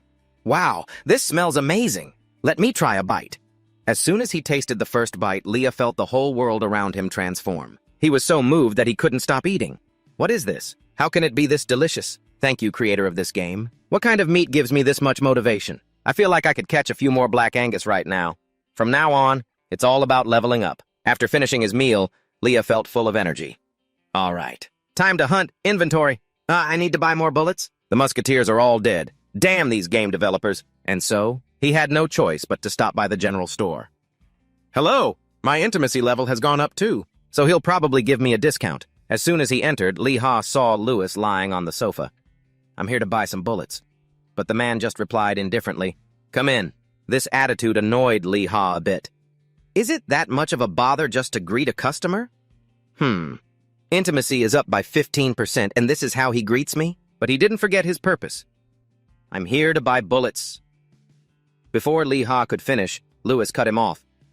You're here to buy 8 sets this time? I see you've changed your outfit, so you're probably not buying 7 like last time, right? One set is 18 coins. He hesitated for a moment, then decided to bargain. If one set is 18 coins, can't you lower it a bit? The man maintained his cold tone. That's right. How can I change the price? And so the anger inside Lee Ha flared up again. Could you speak a little more politely? However, Lewis didn't even bother to look at him anymore. What's so special about a musketeer anyway? Suddenly, Lee Ha noticed a pile of old inventory in the corner. In this village, I'm the only musketeer? Even if I spent all my money, I could only buy 37 sets. I should probably save some of the payment for myself. After careful consideration, he decided to buy 23 sets for now. Let's see, 23 of them, 4 silver and 14 copper. Ho ho, Lewis's attitude is much more pleasant now. After all, buying 23 sets is better than last time. While he was still talking, the man suddenly moved closer, getting right up in his face. What's that smell? This action from Lewis made Lee Ha a bit flustered. I just ate a meat lunchbox earlier, but the man didn't stop. No, this isn't the smell of meat. Smell. He panicked and shouted, Hey, where are you putting your hands? Lewis became even more frantic. It's driving me crazy. What is that smell? This time, Lee Ha was genuinely scared by him. No way. First, please take your hands off me. But Louis was still lost in his own world. Bread. This is the smell of bread. Clearly, it wasn't ordinary bread. Hearing that, a thought flashed through Lee Ha's mind. Wait. Bread? Could it be... He immediately opened his item bag. Oh my God. I have herb-sprinkled bread in my bag. As soon as he heard that, Lewis's eyes lit up. Herb-sprinkled bread? Share some with me. I'll buy it. 50 copper. How about it? Lee Ha coldly refused. I had to go through a lot to get this, and you're only offering 50 copper? The man hastily increased his offer. Then, 1 silver. But he still wasn't satisfied. How about 5 silver? Hearing that, Lewis angrily turned to leave. This thief! I'm not buying it anymore. I won't eat it. Lee Ha calmly watched him. Is that so? He just gave a mischievous smile and activated the trade agreement skill. Once this skill is activated, the chance of persuading the opponent increases by 21%. Then, Lee Ha started to speak. Is the herb bread really that delicious? But Lewis didn't react at all, which made him extremely confused. Huh? Did it fail? But the very next second, the man spoke up timidly. You must have gone through a lot of trouble to find that herb-sprinkled bread, didn't you? Lee Ha smiled with satisfaction. You want to know how much trouble? Lewis continued to negotiate. 2 silver? But he just brushed it off. Forget it. I'll just save the bread for myself. So, the man had no other choice. I'll throw in a few extra sets of bullets. Lee Ha pressed his advantage. How much do you sell your bullets for, sir? 23 sets for 4 silver and 14 copper, huh? He left Lewis speechless. For a human to haggle like this is a bit... In the end, Lee Ha settled on the price of 5 silver. The man still tried to bargain. If not, I'll give you a 5 copper discount per set. But he just kept repeating one phrase. 5 silver. Lewis grumbled in dissatisfaction. That's as low as I can go with the discount. Seeing this, Lee Ha switched to another plan. Then 100 sets of bullets. Hearing that, the man immediately got angry. You thief! He glanced at the man. Thief? What are you talking about? So, the man quickly backed down. Nothing. Lewis looked extremely distressed. Just 70 sets, okay? Please, I'm begging you, just 70 sets. Seeing this, Lee Ha didn't push him any further. 70 sets? All right, fine. In that case, I'll take just the 70 sets. In exchange, you can deliver them to me. Lewis suddenly felt like he'd just been tricked. I understand. After the trade was complete, Lee Ha's mood became incredibly cheerful. I hit the jackpot! I made the deal! I have to work hard and earn a lot of money. If I do that, I'll be such a good son. After that, he used his free time to relax, look into quests, and check out the current news. Immediately, a mechanical voice rang out. Hello, everyone. This is today's Middle-earth News, reporter Han Kyung-hyo. What's the news today? Today's Middle-earth News has a lot of surprising stories. Lee Ha ate his noodles while marveling. The Middle-earth News is even on the primetime news. At that moment, the program on TV was continuing. The first story is about the fluctuations in the rankings. And there's another interesting piece of news. There's a rumor that Snowflower Archery, Lin Huading, has appeared at Candle Castle in a beginner village. Oh my god, Lin Huoding? But that's not all.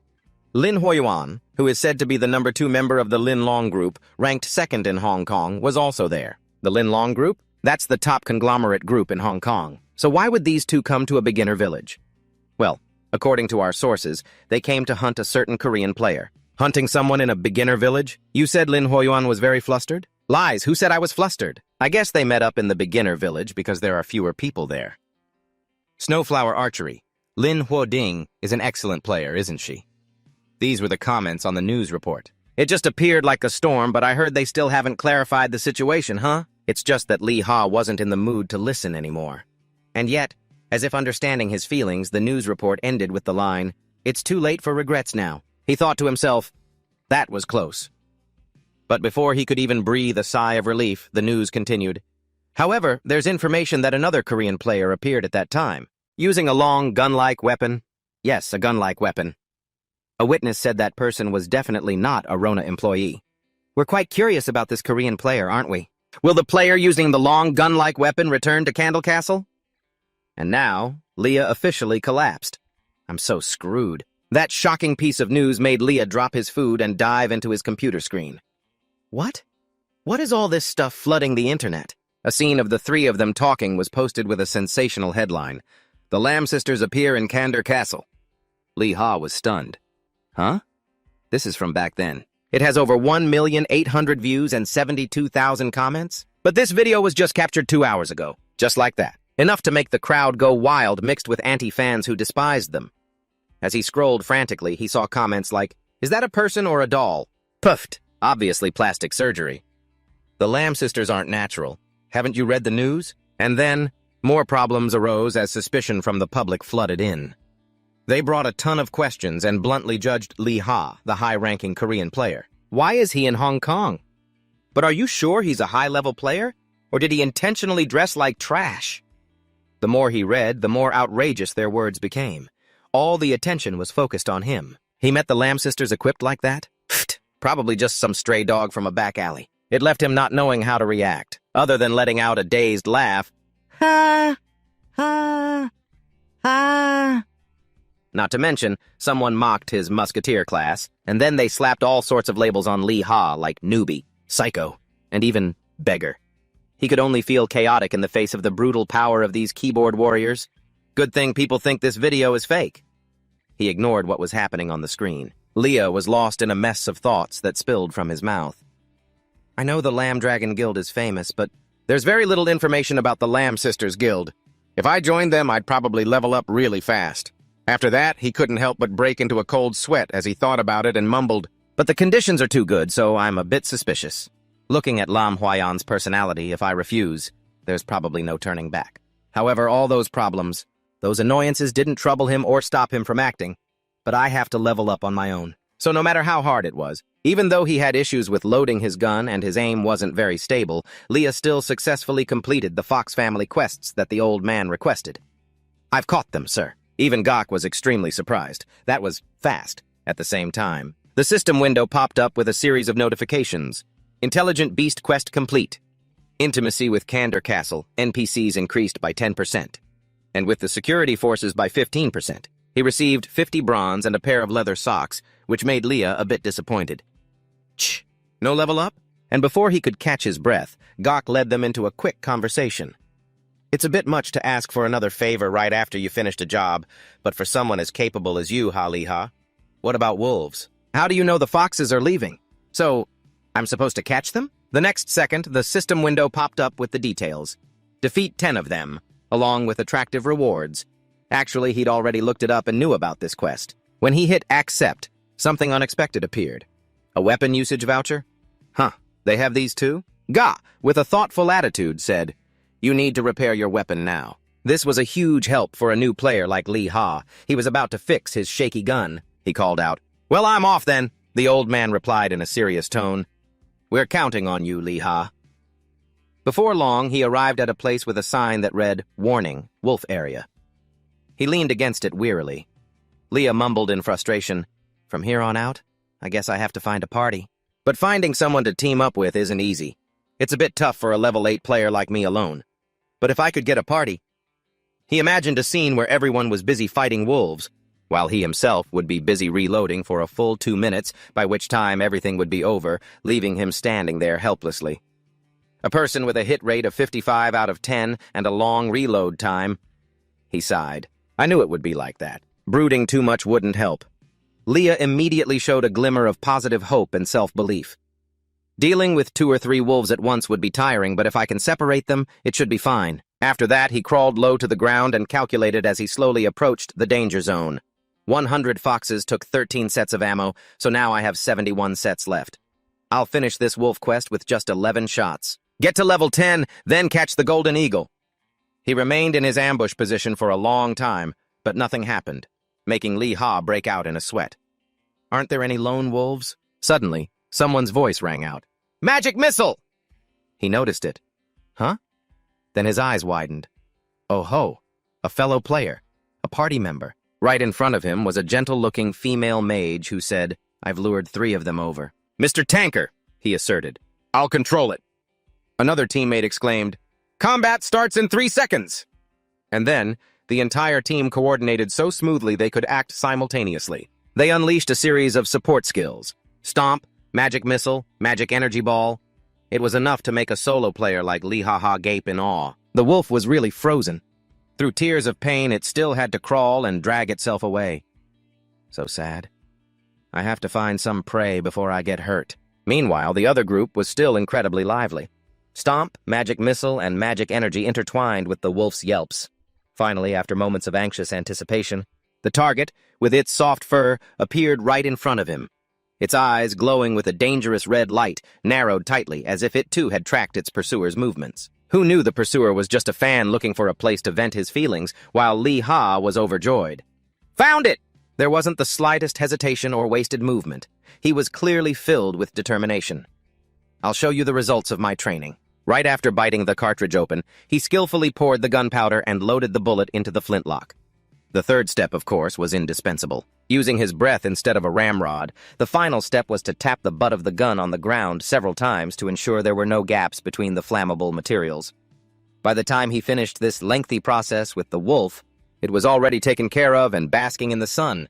Lee Ha officially moved to the aiming step. Confidence shone on his face as he remembered the regimental commander of the 95th Rifle Regiment that he had seen in a movie. Control your breathing and shoot straight, kiddo. He couldn't help but exclaim, Thank you, Commander. Thanks to you, I loaded it in under a minute. And then, all distracting thoughts vanished with the smoke of his exhale. Without any more hesitation, Lee Ha decisively pulled the trigger and fired the flintlock. The resounding shot tore through the wind, aimed straight at the wolf, which was still yelping. It stunned the creature, sending its body tumbling.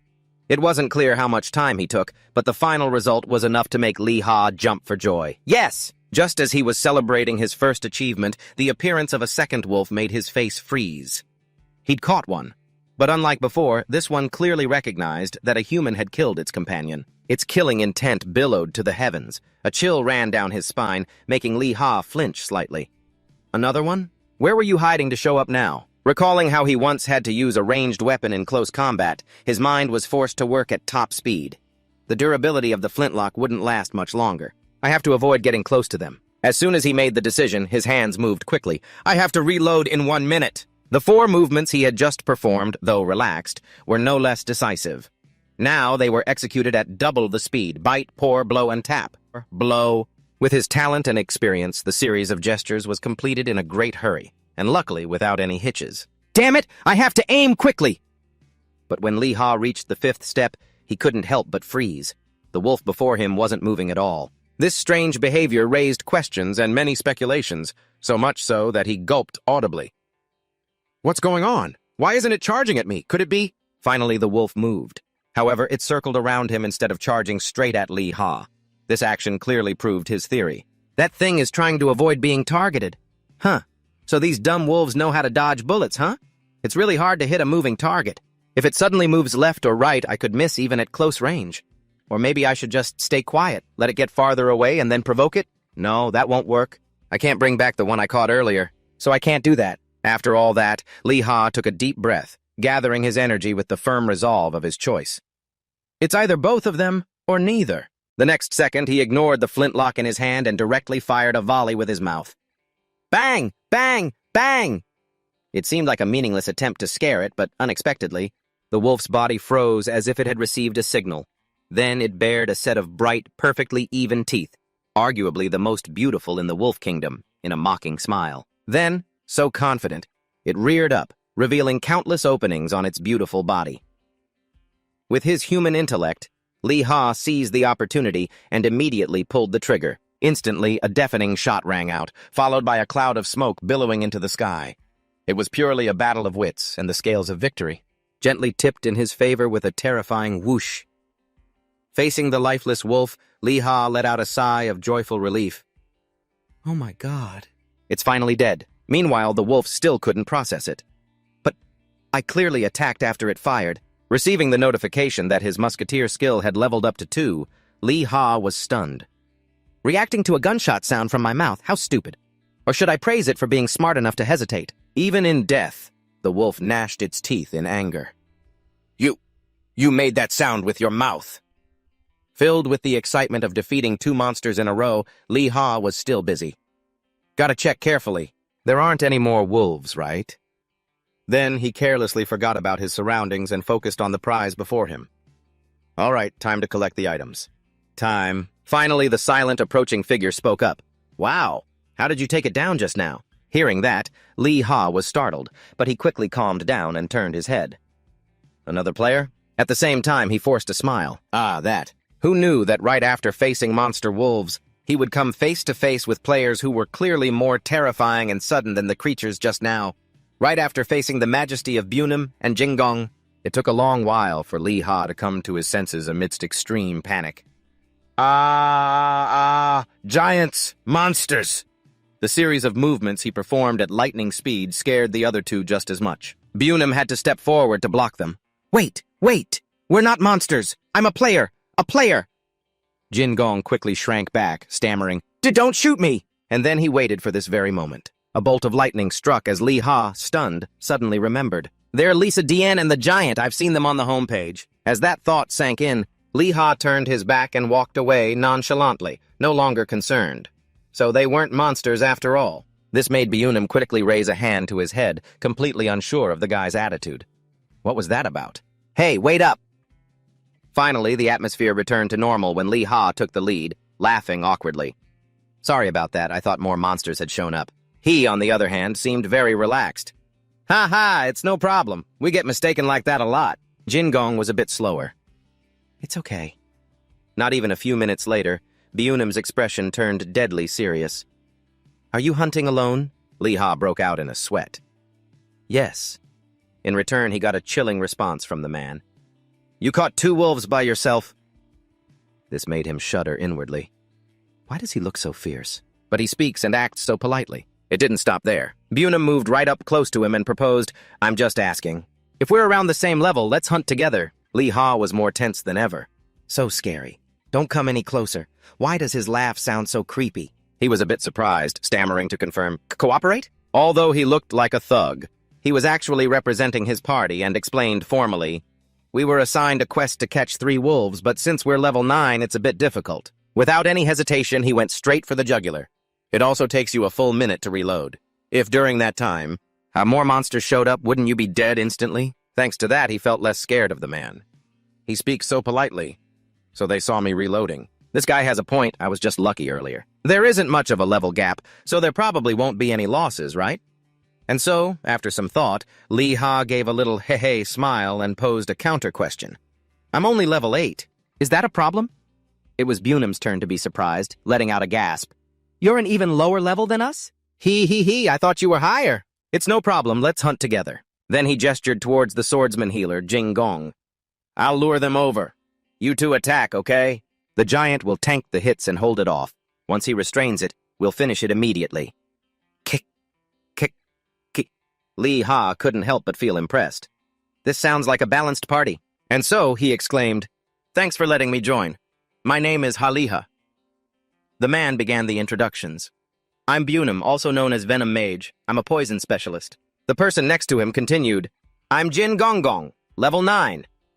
Faced with this man of few words, Lee Ha, feeling a bit suspicious, hesitantly asked, "Jin Gong Gong, what's your class?" He felt a little bewildered.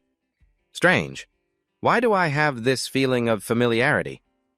Just then, the man scratched his face, looking flustered about the topic. "Ah, that is—" when suddenly it was like a light bulb went off as he saw the thing on Jin Gong's head. Wait, that crow? It really is him. Finally, the question that had been nagging him was answered. It was the Lich who was forced to a truce. He just exposed the guy's infamous dark history. "You're the giant who became a Lich just because of a power outage.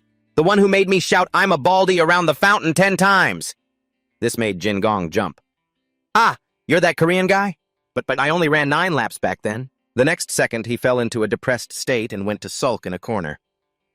"It's okay. I'm used to it." Thanks to that, I even received some charity afterwards. Bunam, the poison specialist, also cheerfully added, "I'm from Vietnam, from Ho Chi Minh City." As soon as he finished, Lee Ha quickly sized up the team. Jin Gong is a tanker and a healer. Add in an item user. And as for myself, although I'm slow, my attack power is strong.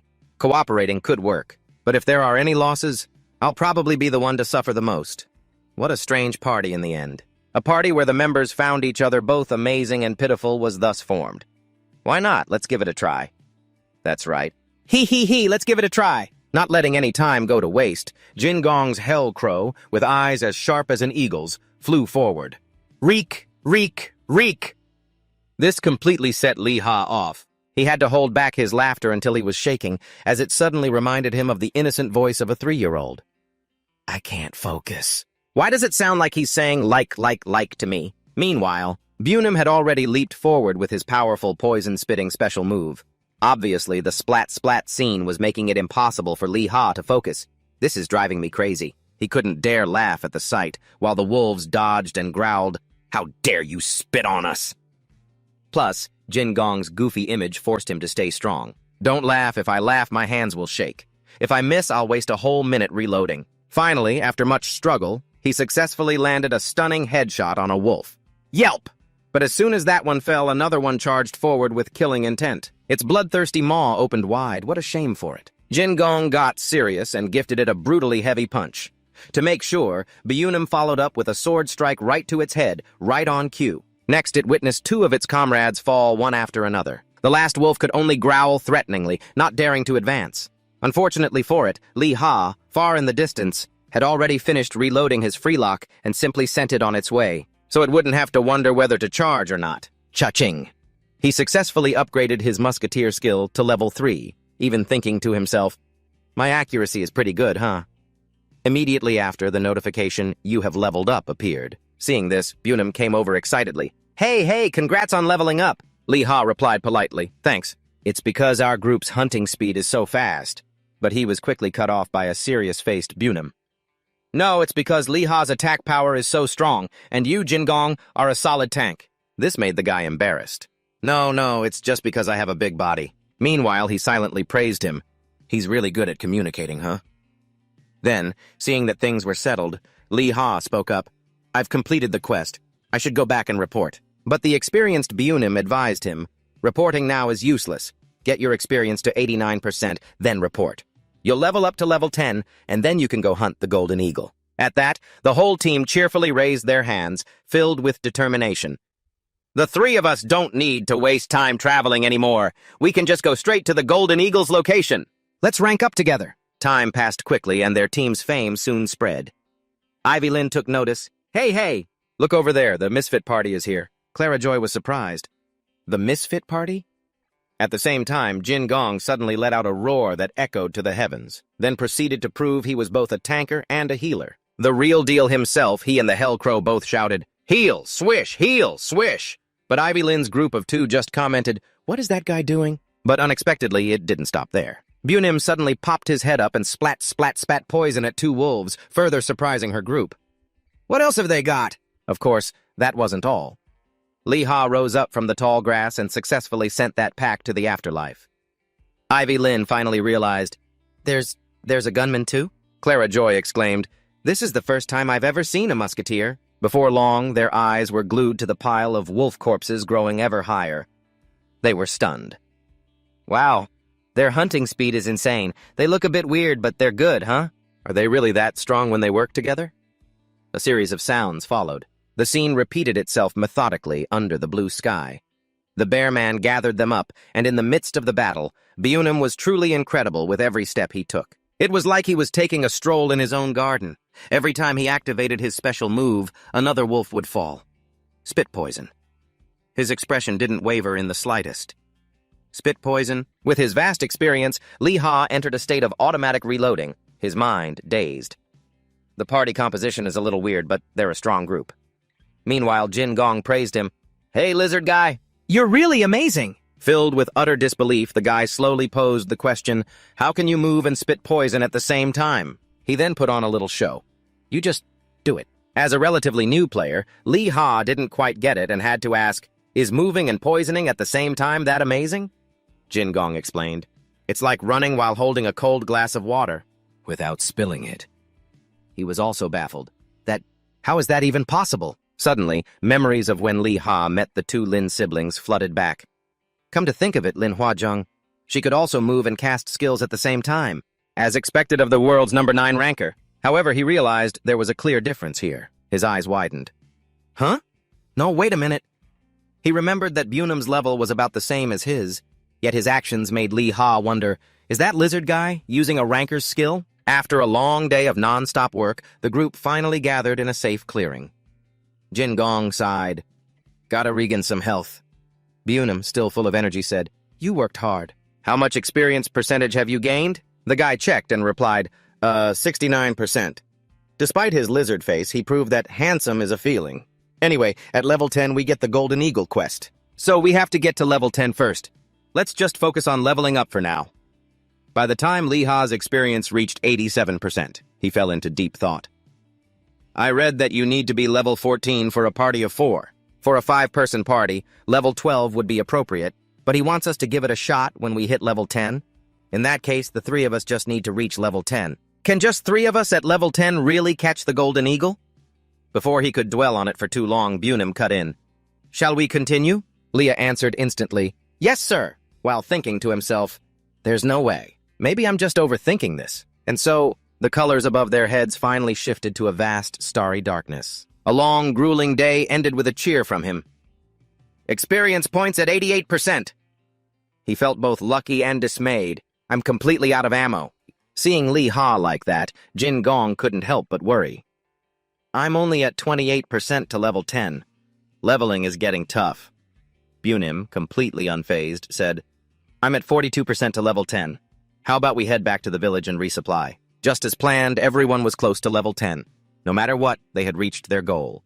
So Leah grinned and said, "All right, let's go." After a cheerful and arduous journey, the group finally arrived to report to the guard. "Sir, I've brought back the wolf family." Even the guard was surprised to see them. "Well, well, Leah, your teammates are here too, huh? What a unique party." At that moment, all of Bunim's calculations had paid off. Judging by Lee Ha's bright expression, yes, I'm leveling up. Now I'll finally hit level 10. But suddenly, a red notification popped up right in front of his eyes, leaving him stunned. Huh? After turning in the items to the guard, the system window immediately displayed a Quest Complete notification, along with the achievement, Honorary Member of the Security Team, and its rewards. Strength, agility, and intelligence all increased by 2, making him wonder, reputation reached 100%? Huh. While he was still excitedly admiring the light enveloping his body, thinking, this is amazing. The people around him began to whisper curiously, what was that effect just now? Wasn't that a level-up effect? In this awkward situation, he awkwardly squeezed his way out of there, moving so fast he didn't even pay attention to the rewards he'd received. So embarrassing. I've got to get out of here. Then he hurriedly said, excuse me, please, let me through. Seeing this, Bunim called out, Hey, wait for me! Sitting on a patch of grass a short distance away, Leah let out a soft sigh.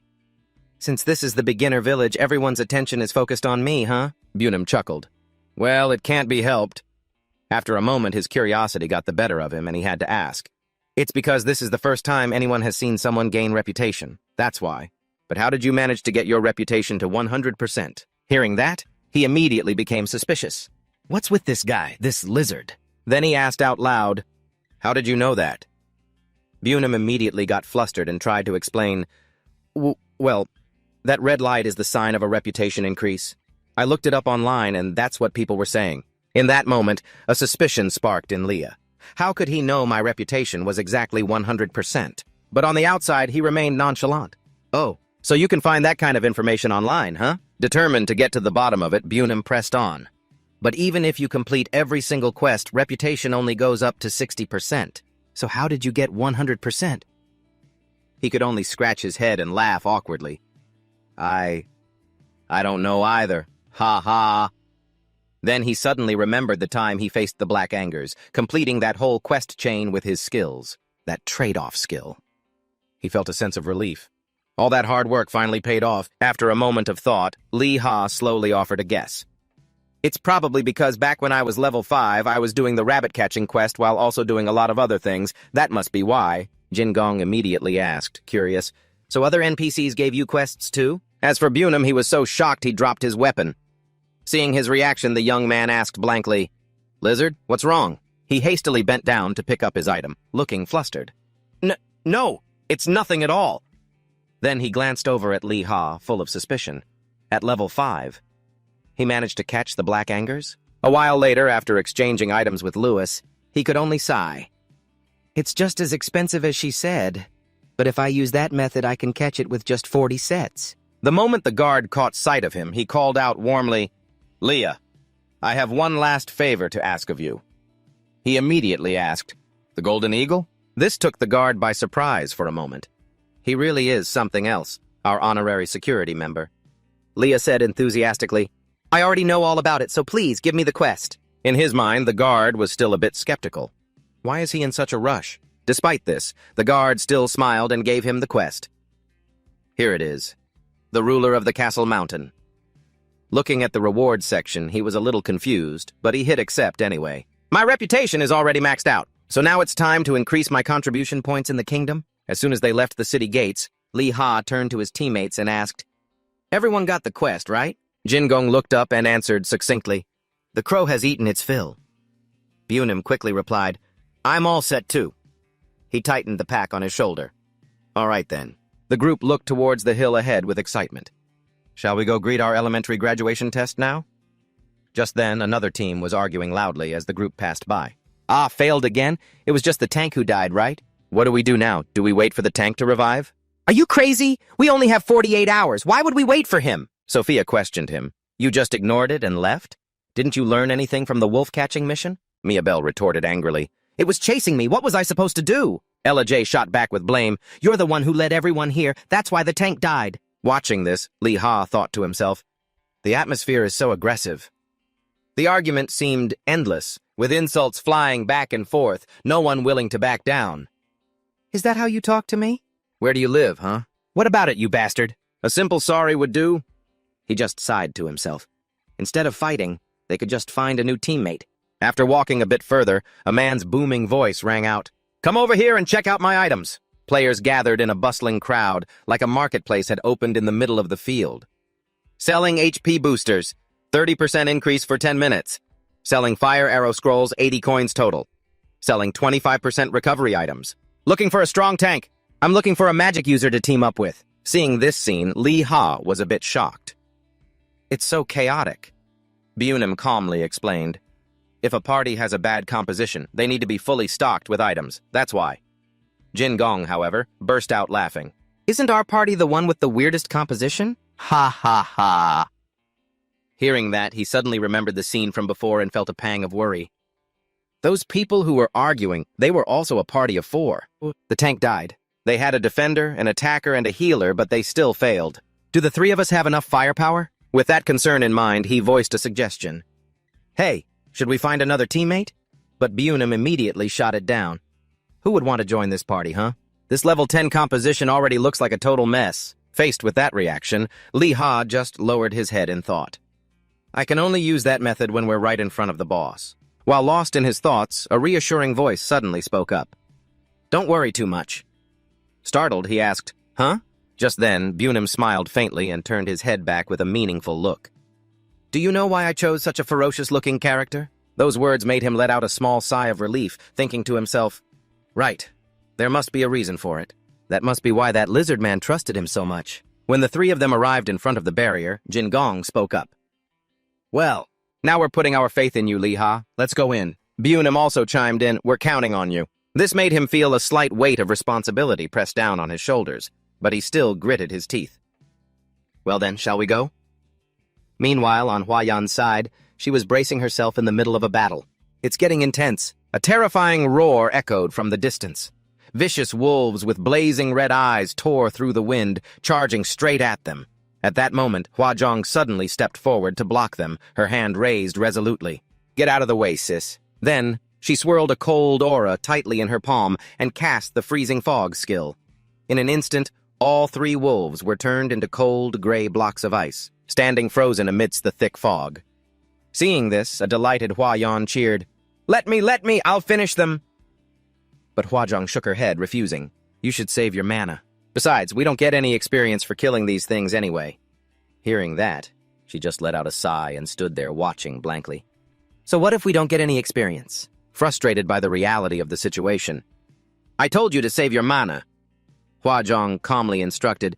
This way, you won't waste even 1%. This made her even more suspicious. Is it because your level is high? She just shrugged. Can you help me burn the boss? Hearing that, Huayan happily praised her. With you here, this quest will probably be over in no time. But she still calmly reminded her, Even so, you have to be the one to finish it for me. She said excitedly, I know. As her feet moved forward without a hint of hesitation, she suddenly urged, Come on, let's make this quick. Facing a sky darkened by swirling flocks of black crows, Hoadin calmly called out, Use your strongest magic, sis. Just as she was about to use her power, Hoaduyan hesitated for a moment. From here? It's so far, how am I supposed to hit it? But the younger one didn't bother to explain. Just do it. Behind her, her entire body began to resonate with the surging source of mana, her icy power building as she raised her head to look at the dark, rumbling, swirling clouds. She whispered, Bone-chilling vortex. Draw in the target. As the foolish crows flew straight into the icy tornado, she decisively confirmed, Target is entering the bone-chilling vortex. The accumulated power grew more and more intense, streams of energy converging on a single point, aimed directly at the target. Hoadin also widened her eyes, focusing all her spirit on the direction ahead. Then, tens of thousands of brilliant streaks of light burst forth, as if wanting to tear the very fabric of the blizzard apart. They transformed into countless arrows that shot out, piercing straight into the flock of crows. After just a few breaths, a giant figure was torn apart, lost its balance, and crashed to the ground. In the end, it lay sprawled out, completely motionless. It was as if all its breath had been swallowed by the darkness. While the dust was still settling, she calmly approached the heavy corpse and glanced back. Finish it, sis. Without further hesitation, she opened the system window again to quickly scroll through the list, looking for the next target. Meanwhile, Hoa Duin was busy concentrating her firepower to harvest experience. At the same time, Li Ha had just stepped into the barrier as the system chimed. You have entered the mission. This was followed by a conversation nearby. Hey, Jin Gong Gong, you have the one-body takedown skill, right? The young man asked, one-body takedown? While opening his data window, the man mumbled, I have it, but I can't use it during a fight. Bionim smiled, don't worry, you can use it. This made Li Ha a little suspicious. Does he know everyone else's skills too? Suddenly he turned and suggested to Li Ha, you just need to follow behind us. His words made him pause for a moment. Me? In the back? But Bionim didn't answer directly, only offering a smile filled with hidden meaning. You'll see. Seeing Bionim's strange reaction, Li Ha became even more confused. What is he planning to do? Abruptly, he opened his eyes wide, glowing with the cold look of a lizard, then let out a decisive roar. Spit poison! Streams of gruesome mucus shot out in all directions, leaving him stunned. What is he doing to his body? Once everything had settled, Bionim pointed straight ahead. Let's go. Jin Gong Gong will use the one-body takedown skill, and you, Li Ha, will hide behind him. Hearing this, he asked doubtfully, What if the wolves come for us? But he answered with absolute certainty, Let's see. They definitely won't come this way. Clutching his gun, Li Ha grew even more anxious. This is a wolf-patrolled area. If 5 wolves attack at once, the whole team could be wiped out. We also have to shoot down 10 golden eagles. What on earth are we doing? As they took a few more steps, a ferocious wolf suddenly appeared before them. They're here, Li Ha immediately reported. Lizard guy, there's a wolf up ahead. Bionim just smirked confidently. Oh, come on, I told you to leave it to me. As soon as he finished speaking, he strode directly towards the beasts, making Lee Ha want to scream in frustration. What the hell are you doing? Why is he going out there, he wondered. Are we supposed to run away while the wolves eat him? But despite the panicked calls, he didn't even look back, slowly approaching the monsters step by step, getting closer and closer. They began to smell the strange scent emanating from his body. Bionim was prepared, noticing they weren't having any aggressive reactions. He then flashed a sly grin. "KKK, I knew it would be like this." In contrast to his calm demeanor, Lee Ha, hiding behind Jin Gong, stammered, "What do we do?" Meanwhile, Bionim continued to gaze at the pack of wolves with amusement and slowly explained, "Google made the AI so realistic. The wolves will see us as their food, but they won't touch food that would kill them, right?"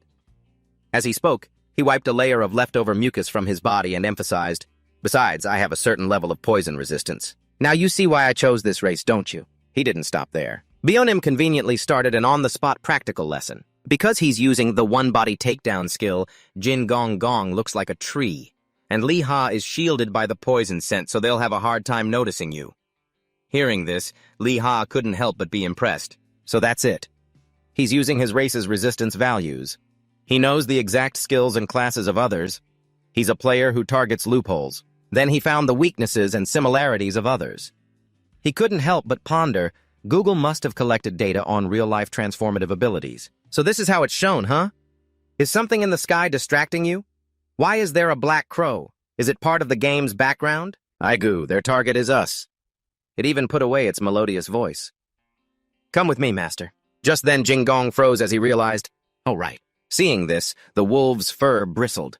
Fierce glints of light flashed in their crimson eyes. The scene instantly descended into chaos. "Hey, Jin Gong, the Black Crow. The Black Crow. Tell it to come back. Come back, come back. Tell it to come back."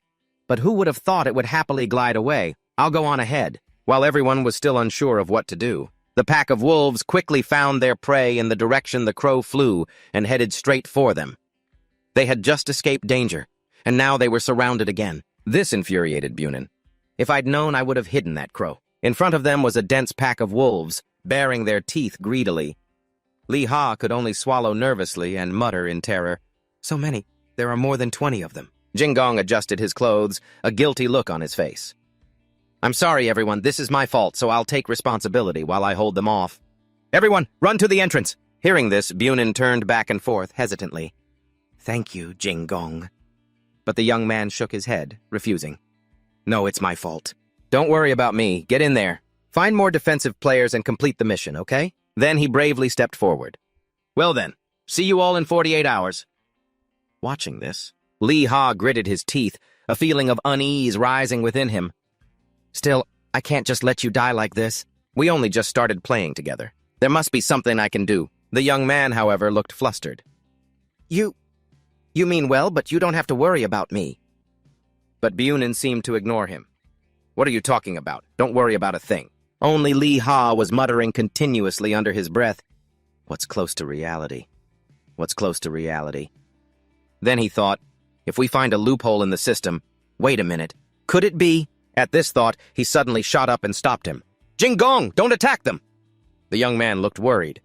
"If we wait any longer, the wolves will attack first." "Even so," Lee Ha said bluntly, "it would be a shame for us to part ways like this." He clearly had an idea and declared loudly, "We live together, we die together." At this sight, Bunin stared, confused. "Do you have a plan? A musketeer can only shoot one of them." However, he didn't say a word. That silence only made the suspicion in Bunin's mind surge violently. What is he doing? Did he just put in 2 bullet pouches? Overcome with anxiety, he quickly tried to stop him. "We're already out of ammo and you're—" But Lee Ha paid him no mind. "It's fine." Immediately after, he pointed the barrel of his gun straight up at the dark sky, a decisive movement as if cutting off all hesitation, and warned, "Hey, everyone! Cover your ears." Just a moment later, an earth-shattering explosion echoed, tearing through the silent night. The violent sound of the blast shook the entire space. It made Jin Gong stagger. I can't hear anything." Bunin's face was pale with fright. "What the hell are you doing?" As for Lee Ha, he only managed a few coughs. "Well, I'm screwed. There's no turning back now." Glancing at the wolves, he thought bitterly, "So we're just gonna die together like this, huh?" But surprisingly, the pack of beasts froze. He immediately shouted, urging them on, Let's go, now! Bunin was stunned. What's going on? Jin Gong was bewildered. Why are they running away? But Li Ha didn't have time to explain.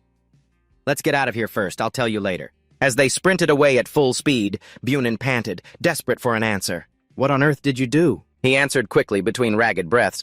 I tried transforming too. Hearing this, Bunin grew even more confused. Transforming? Li Ha was still being vague, giving them a hazy answer.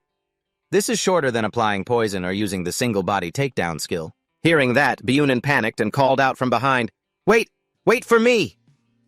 After the group ran for their lives for a good distance, they finally dared to stop. We've escaped those wolves now, right? Jin Gong panted, exhausted. Yeah. They're not chasing us anymore. However, Bunin was still uneasy. Really? What was all that about? And then, in a flash of insight, his eyes widened in astonishment. Don't tell me! Then he asked in a serious tone, Was it the smell of gunpowder? Did you scare them away with the smell of gunpowder? Jin Gong was stunned, his eyes wide. No way, really? Only Li Ha remained as calm as ever. This game is supposed to be realistic. The smell of gunpowder is hard for humans to bear, so it must be the same for wolves. This made both of them exclaim in awe. Amazing! No way! Inwardly, he felt pleased with himself. Phew, that was close. I thought I was going to break both bullets. And they were showering him with praise, saying he was so skilled, quite knowledgeable, and had a unique profession, too. Then as they were walking, Bunim suddenly asked a weirdly off-topic question. Hey, Li Ha, have you ever tried playing in the Middle Land before? Hearing this question, he was surprised. Huh? Then he turned back to confirm, But we're playing in the Middle Land right now. Realizing he'd been tricked, he stammered, trying to cover it up. That's right. Then he quickly pushed him along to change the subject. Right, that's it. Come on, let's head up this way. A suspicion immediately arose in Li Ha's mind. This lizard guy seems really suspicious. Just then, Jin Gong called out, Hey, everyone! The guy shyly made a suggestion. I'll call that crow back here and then we can go, okay? Everyone turned their heads away. What a dork. After hearing him, they both tilted their heads, each asking a question. Can't you use the skill while we're watching? Is it a skill that outsiders can't see? This made the guy flustered. No, it's not that. It's just a little embarrassing to use the skill. Seeing his awkward reaction, the two of them became even more cruelly excited and started clamoring. Then let us see it! Let's record it! The guy was bewildered. What are you guys trying to do? Under that pressure, Jin Gong trembled, looking like he was about to cry. I get it. It's a bit embarrassing, but the two of them didn't care and just grinned excitedly. This is gonna be fun! Taking a deep breath to compose himself, the guy solemnly shouted, Crow, summon! After speaking, he broke out into an elaborate dance routine, with disco music seemingly blasting in his head. Huh? The sight made Li Ha and Bunim clutch their stomachs, rolling with laughter. What is that? That's insane! The guy could only clench his fists and endure it. If I don't do this, it won't come back. To the imaginary music, Jin Gong continued to dance while explaining. Worshipping nature is the condition for its existence. Tears streamed down the guy's face, but he still tried to finish the whole routine, especially since the summoning must be done with sincerity. Observing this, Bunim was skeptical. The crow will come back just from watching this? Li Ha, on the other hand, sympathized with him. That crow is really too much. With 2 streams of tears flowing down, Jin Gong choked out each bitter word. It's done. The gaze of a sharp-eyed fledgling. This summoning is my dignity. Not knowing how to comfort him, he forced a smile. Well, the crow is back, so let's head up there now. And so, the 3 of them headed straight for the towering mountain shrouded in mist. Seeing the magnificent target ahead made Li Ha excited. Finally, we're going to meet the boss! At last, after a long and arduous journey, Li Ha's group finally reached their destination. Is that the Golden Eagle? Bunim stammered in reply, as you can see. As for Jin Gong, he couldn't utter another word. Whoa! Astonishment was written all over Li Ha's face. Why did the game developers scale up the size so much? What kind of eagle is that? First a rabbit the size of a cow, and now an eagle the size of a light aircraft. What's next? A monster the size of a building? With the sharp eyes of a sniper, he could make a rough estimate. If the smaller one in the back is about 2.5 meters, the big one must be at least 4 times larger. The conclusion made his face darken. In any case, that's over 10 meters long. Bunim and Jin Gong discussed their plan. I'll go scout it out now. I've already told you about its attack pattern, right? Yes, I've learned it. Good. At first, they'll land and attack us. If it manages to grab Ha-Liha, it might just rip his shoulders off. Be extremely careful. This made the other two break out in a cold sweat. How many lives is this game going to cost me? But it didn't stop there. Bunum slowly emphasized, after that, they'll stay up high and let out a loud screech. If you get hit by the sonic wave, just imagine you have a bone stuck in your throat. Liha was startled. They eat you alive? Jingong asked. When I'm in the tree, I should also prepare to attack, right? In return, he got his answer. Yes. If their health drops below 30%, they won't be able to fly anymore and will attack on the ground. The golden eagle's eyes gleamed. All of you, just die! Next, Bunum continued with the plan relentlessly. At that point, Jingong, you must use the marble skill no matter what. If you're still alive by then, I'll start by drawing the attention of the smaller birds. Unexpectedly, Liha wore a confident and determined smile. When he declared, no, you don't have to do that, I'll shoot the boss directly. It startled the other guy immensely. You want to shoot first? He calmly replied. Yes. But Bunum insisted on sticking to the plan. If I lure them back in groups, it's safer to take out the small ones first. Liha shot back, are you sure that's safe? This confused him. If we lure them one by one, we should have enough strength to catch them. How is that dangerous? Jingong also wondered, the distance is too great. How can you possibly hit it? To save time, Liha decided, let's see. The estimated distance is... Finally, he answered with a very nonchalant expression, about 90 meters, I guess. Finally, Bunum got so angry he could breathe fire. Leah, what do you mean 90 meters? Are you kidding me? Meanwhile, the other guy was flustered. You really measured that distance? Of course, nothing is ever 100% certain. Leah placed his full trust in them.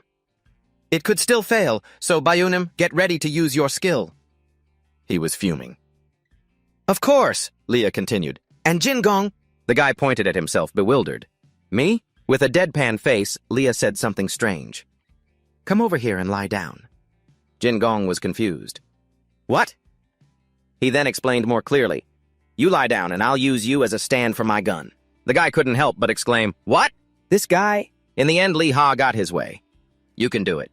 I don't need to use the bipod then. Jingong was speechless. I'm so happy for you. He even pushed his luck further. Can you hold your breath? Breathing will make you shake. The guy didn't know what to say other than, What? Do you want to take your last breath? Is that my inner voice speaking? After all that, Liha successfully set up the flintlock on Jingong's back and aimed straight at the prey. It was moving between 95 and 110 meters away, rising about 2 to 3 meters with each flap of its wings. If the bullet velocity is a little faster, it'll be safer. All right, I've controlled my breathing, drawing on all my experience. Real combat in the real world and... Middle-earth.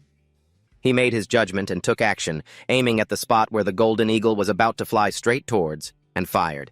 The next second, Leah quickly lowered the gun and announced to his team members, I've fired. If it dives, get ready to use your skills. Suddenly, a series of notifications appeared beside him, enough to leave him stunned. An achievement? No way. After a moment of silence between the three of them, his two teammates snapped out of their daze and shouted excitedly, You shot it down in just one hit? Amazing. So amazing. That was truly amazing. Only at this moment did Liha finally understand. Oh, so it died in just one shot, huh? Before the golden eagle even knew what was happening, its life was over. The one who caused it still couldn't believe it. I know I'm the one who shot it, but how is that possible? The moment the monster officially hit the hard ground, a series of system messages appeared. The ruler of the king's castle mountain, the golden eagle, has been slain. Obtained golden eagle's wing. You have leveled up. Musketeer skill has increased to level 4. Clearly, it wasn't just Leah. Both Biunim and Jingong also received congratulatory messages for defeating the ruler of the king's castle mountain, the golden eagle. Strength, agility, intelligence, stamina, and willpower have all increased by 1. The guy wanted to let himself go with the wind. Leah. This is the second achievement I've received. That's a lot of attribute points. Biunim beamed like a flower in spring. Is this for real? Getting an achievement in just one shot? He didn't forget to reply, I'm so happy for you. He thought to himself, I have to get the meat before this place closes. Finally, the notification. You will be automatically ejected from this dungeon in the next 30 seconds, appeared. But by then, Liha had already finished carving the eagle's meat. An achievement window, huh? I got 2 of them? The first blue message was about the achievement, 1 shot, 1 kill, Golden Eagle, D rank. Strength, agility, and intelligence +2. Looking over the whole thing, he couldn't help but wonder, please quickly make way for the next person? So I'm level 11 now, huh? The second window was for the sniper, C rank, achievement. Agility +6, stamina, and intelligence +3. He even got the composure skill. Leah understood clearly.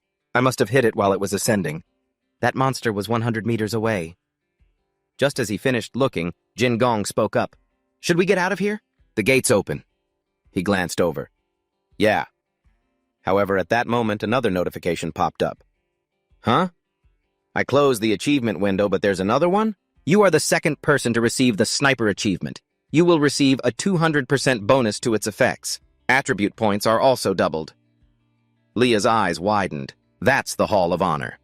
Bunim urged, once the eagle's body is confirmed, let's get going. Are you back to your senses? Let's go! Let's go! Filled with excitement for the unknown future, the whole group cheered, immersed in joy. We've finally graduated from the beginner's area. By the time we got back to the base, Jin Gong was so happy he was skipping. All stats +1. I've never received an achievement like this before. Since the summoner's affinity reached 100%, Li Ha commented from the side, Is that so? So you've been promoted to F rank now, huh? After a moment, Bunim decided to directly ask what he was suspicious about.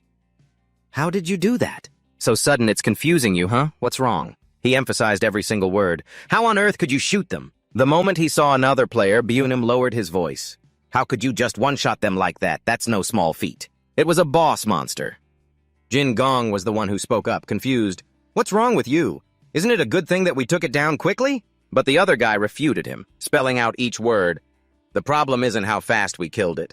It's that with our level, with our strength, it should have been impossible. It was a boss. Even players around our level would take a while to defeat it.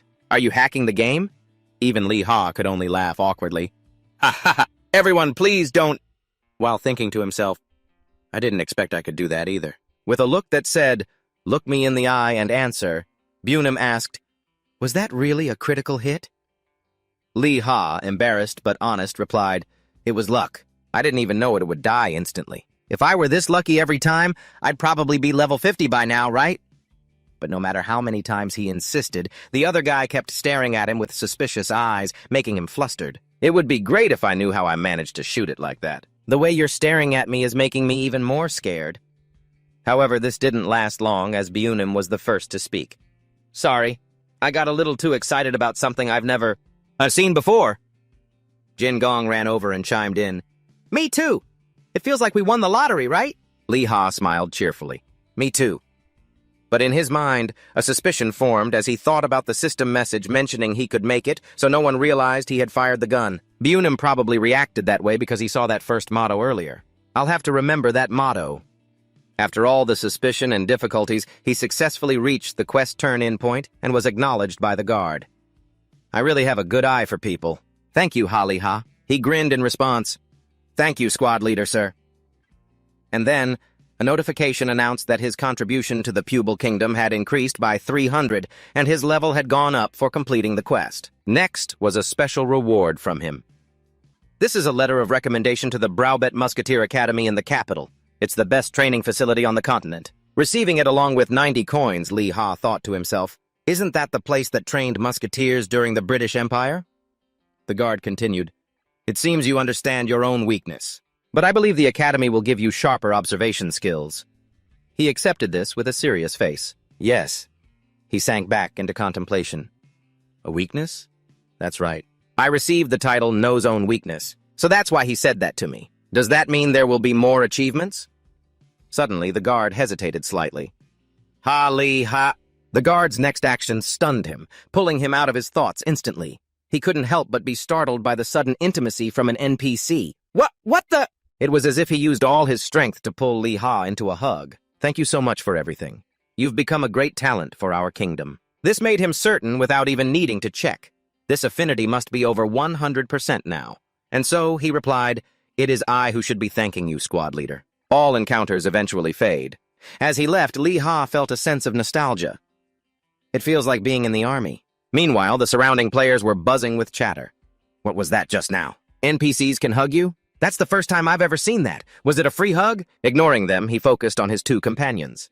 Where are you guys heading next? Jingong and Bunam answered one after another. My next destination is the Jade Forest of Six Treasures. It's a training ground for druids. Mine is the Tamba Forest, which is near there. Finally, it was Li Ha's turn. I'm heading to the capital. I think it was called something. The other guy sighed. It's a bit of a shame, isn't it? We were like an undefeated team. This gave him a chance to tease. You're traveling with me, but you hate me? Jingong stammered. Hate you? What are you talking about? I was lucky to be with you.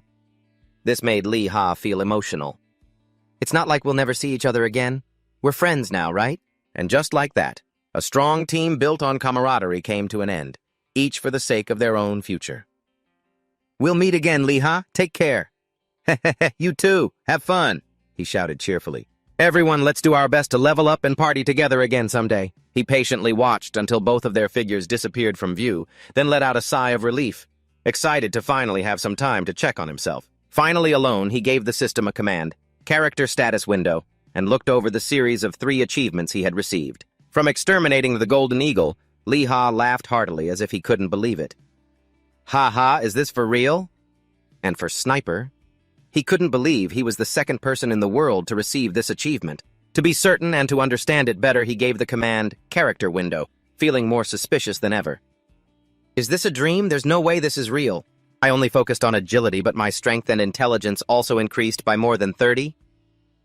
Looking at all the information before his eyes, Li Ha was endlessly stunned. According to the stats, the total points converted from achievements and titles is 114, and I still have 40 points to spend.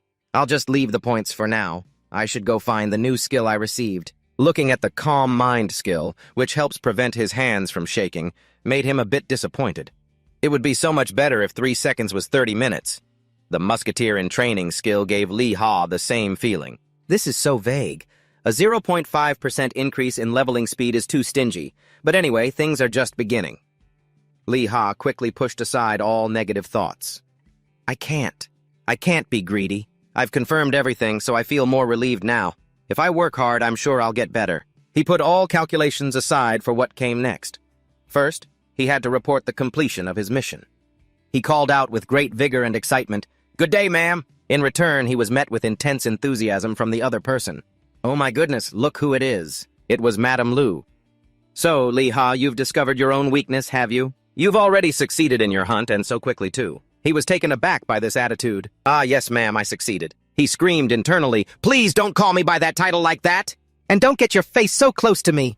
She maintained a brilliant smile while teasing, "Oh my, so fast. You're not trying to trick me, are you?" Li Ha switched to a flattering expression.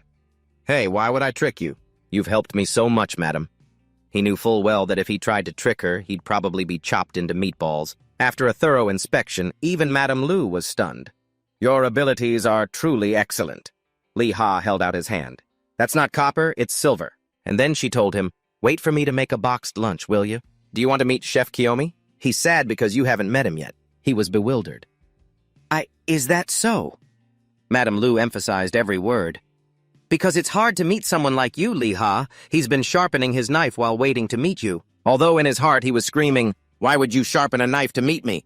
He still forced himself to say, "Well then, I must meet him." She was just waiting for him to say that, and she immediately yelled out an announcement.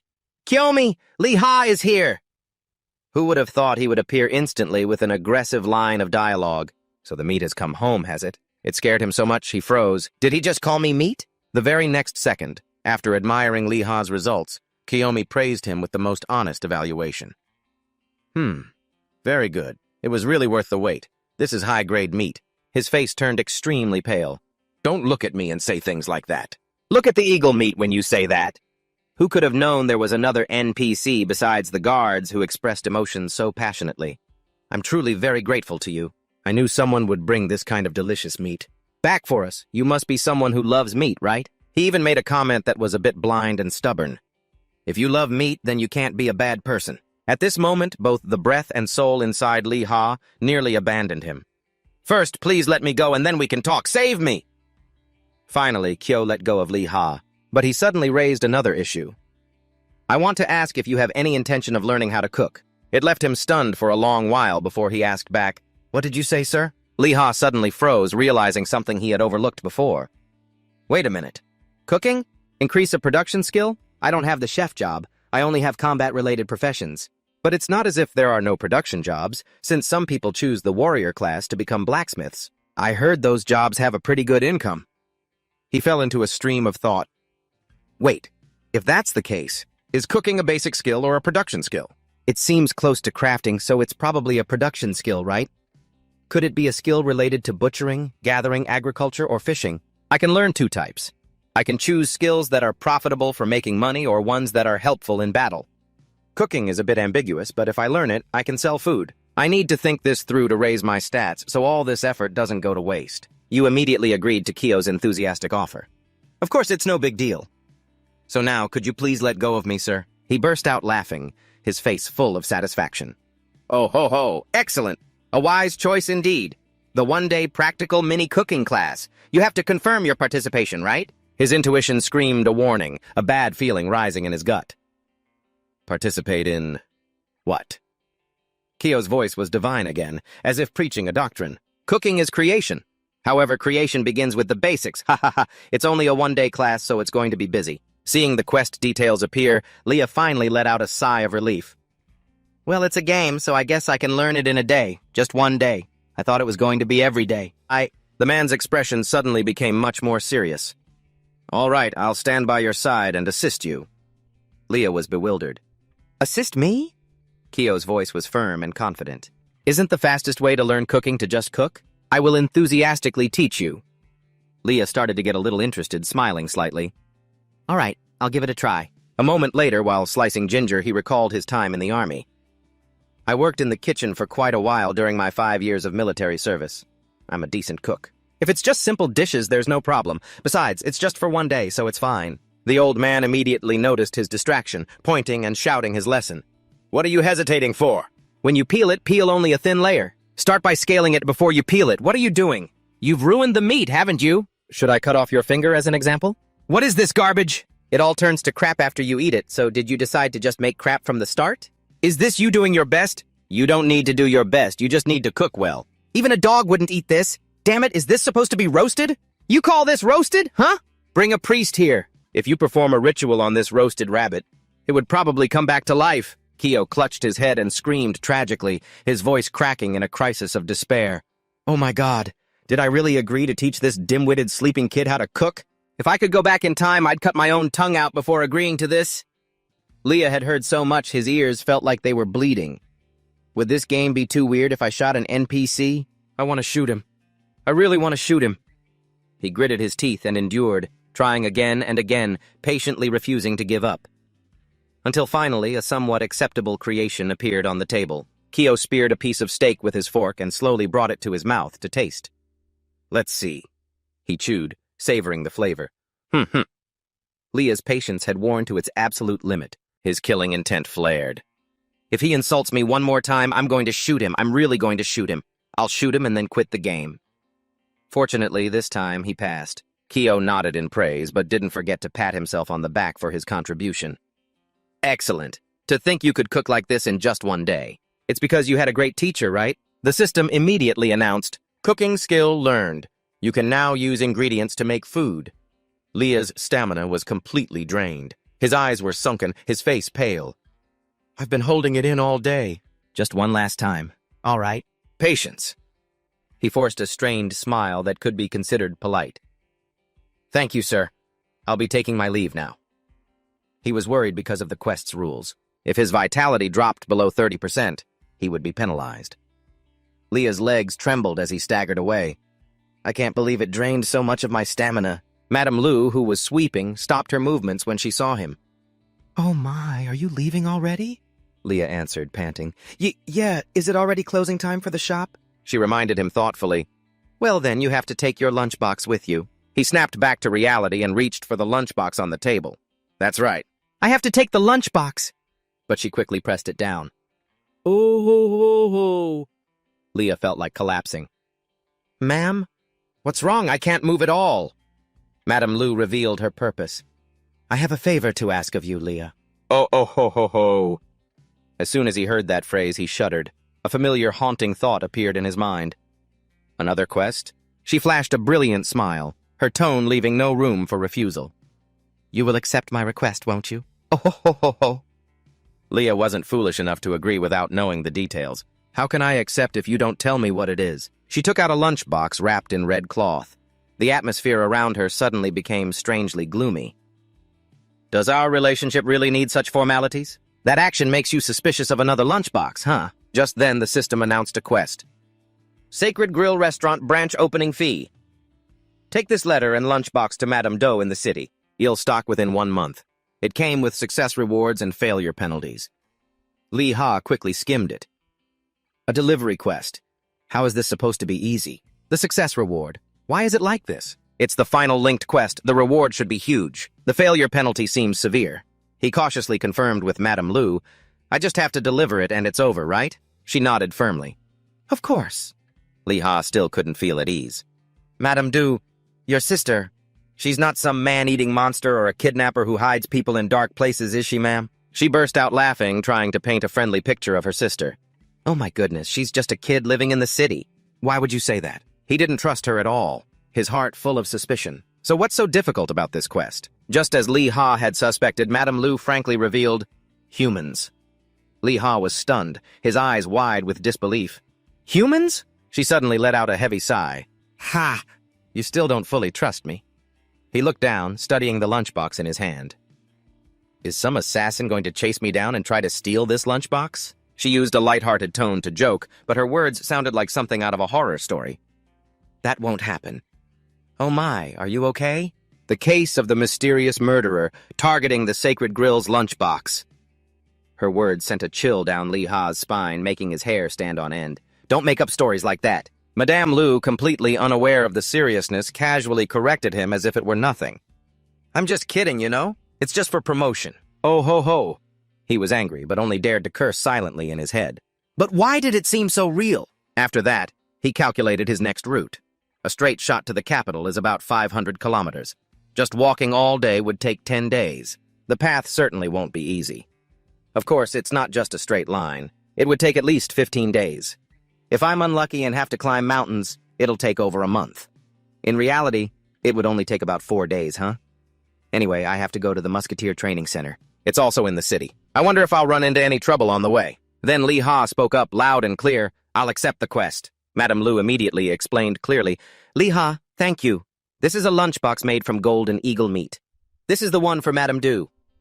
He was still a little worried, so he asked cautiously, but will it spoil on the way? She quickly reassured him in a confident voice. There's preservation magic on it, so it can be preserved for 3 months. Oh ho ho. Of course it won't spoil. But I can't guarantee the flavor. Don't tell me you're planning to shatter the dream of a Sacred Grill #2 with bad-tasting food, are you? Lee Ha... Her expression turned dark and frightening, making Lee Ha tremble. No, of course not. Ha ha ha. Hearing his answer, Madame Lu was finally at ease and placed both lunchboxes in his hands. I'm counting on you. Oh ho ho. He could only manage a forced laugh. Yes, ma'am. And so he began the unpredictably dangerous quest. Before setting off, Lee Ha curiously opened the purple lunchbox to try it first. As he devoured it, he praised, Oh my God, this is so good. It's even better than the Black Angus lunchbox. This relieves all the fatigue from cooking all day. At the same time, his stamina increased by 1 and his agility by 3. It was named the Special Elite Lunchbox. The effect didn't disappoint. Lee Ha leaned back in his chair, full. His hand rubbed his round belly. If I could make this and sell it, it would be amazing. His attention was suddenly drawn to the remaining lunchbox. Huh? He picked it up, turning it over and over, studying it. I'm so curious about this one. Since it's a rare lunchbox, it must be much better than the Black Eagle meat one, right? It doesn't have any smell. Let's see what it is. Item information. Rare lunchbox. Contains all the secrets of the Sacred Grill. Any creature that eats it will become a slave to Madame Lu, the only state-sanctioned narcotic. Lee Ha was so shocked he broke out in a cold sweat. Stat increase of 20 times? Tradable? He frantically looked around to see if anyone was there. Are you insane? And it's a rare item, too! First, I have to hide this. Where else could you find an item that gives you 4 levels just by eating it? Then he couldn't help but think about its value. Just how much could this sell for?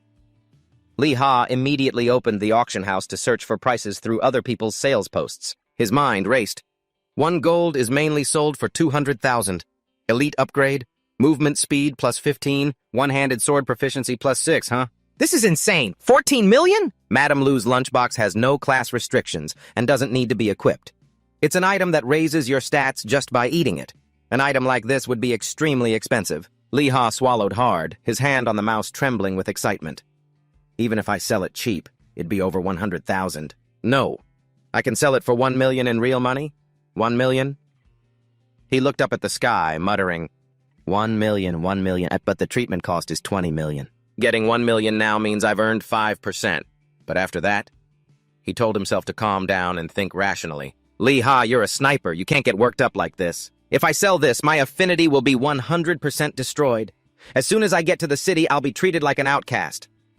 But in return, I'd get a whole 1 million. If I abandon the quest, my relationship with the NPC will sour and everything will be over. I've never once thought about quitting this game. But if I quit the game now, I get 1 million.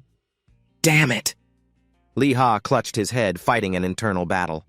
The sum of money was so large it made his heart pound violently, conflicting thoughts tearing through his mind. Unable to hold it in any longer, he yelled out in frustration, "But the reward for success should be something good, too!" A reward of attending the grand opening is too vague.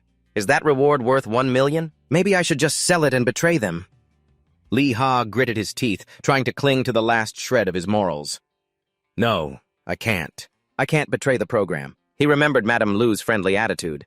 Our dear Lee Ha, make sure to eat your lunchbox while it's still warm. He tried to brainwash himself. She's just an NPC. No matter how realistic she seems, she's still just a program. It doesn't mean anything. Lee Ha looked up and sighed, full of torment. She told me to be careful of people. So she didn't mean I should be careful of others, but careful of myself, huh? So conflicted. Just as he was at a loss, the door swung open. Kim Do walked in and asked gently, "Son, you're so young. Why are you sighing like that? Is something wrong?" He snapped back to his senses. "Mom, you're still awake?" She nodded slightly, her eyes filled with concern. "I came to get some water. Why aren't you sleeping? What are you still doing up?" He reassured his mother. "I'll go to sleep right away, Mom. Don't worry." She replied thoughtfully, "All right, then. Tomorrow night I have guests, so I'll be home a little late. I've already prepared the side dishes, so make sure you eat dinner first, okay?" Thanks to his mother's unexpected appearance, Lee Ha's mood lightened. What was I so worried about? Just think simply. I can think more about it later, right? In any case, I have to go to the city. In the game world, Lee Ha pushed open the door to a shop and called out, "Shopkeeper!" Louis jumped at the familiar voice and stammered a greeting.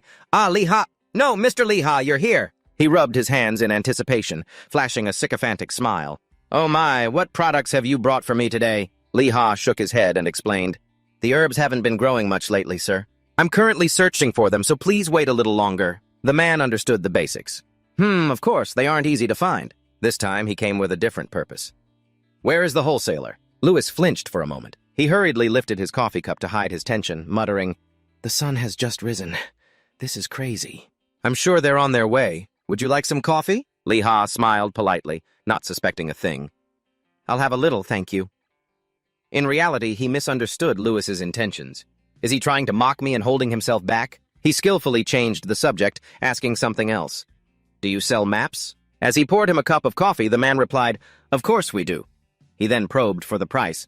"How much are they?" The man fluently recited the prices as if he had memorized them. "A map of the castle's vicinity is 80 silver. A map of the entire kingdom of Dovan is 5 gold.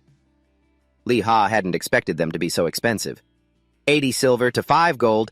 Louis glanced towards the wall where an item was covered with a cloth and slowly explained, "Maps are high-end items to begin with. Of course, they're expensive. So high-end they have to be covered with a cloth." Lee Ha considered this. "So that's why people online print out area information and just cut and paste it all together. So making a map of the entire peninsula in this game is really no joke. Well, forget about buying a map for now. I can just earn some money and buy one later." Suddenly, a sound rang out as someone pushed the door open and entered, their voice booming. "Shopkeeper! The goods are here!" Louis greeted him warmly. "Oh my, Popu. You're here early, aren't you?" He placed a crate in the corner of the wall.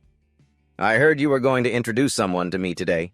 Popu turned his head, flashing a radiant smile with teeth so white they were dazzling.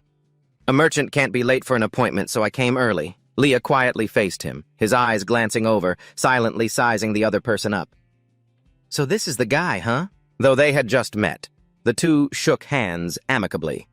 With trusting eyes and relaxed smiles, they completed a transaction in just a few short sentences. You seem to be the important one. Hello, I'm Lee Ha. I'm Papu. I heard you're buying a lot of bullets. I just want to buy them at wholesale price, with delivery included. From now on, I'll be sure to deliver them carefully. I'm counting on you. In contrast to their cheerful atmosphere, Louis stood to the side, arms crossed, filled with anxiety and unease.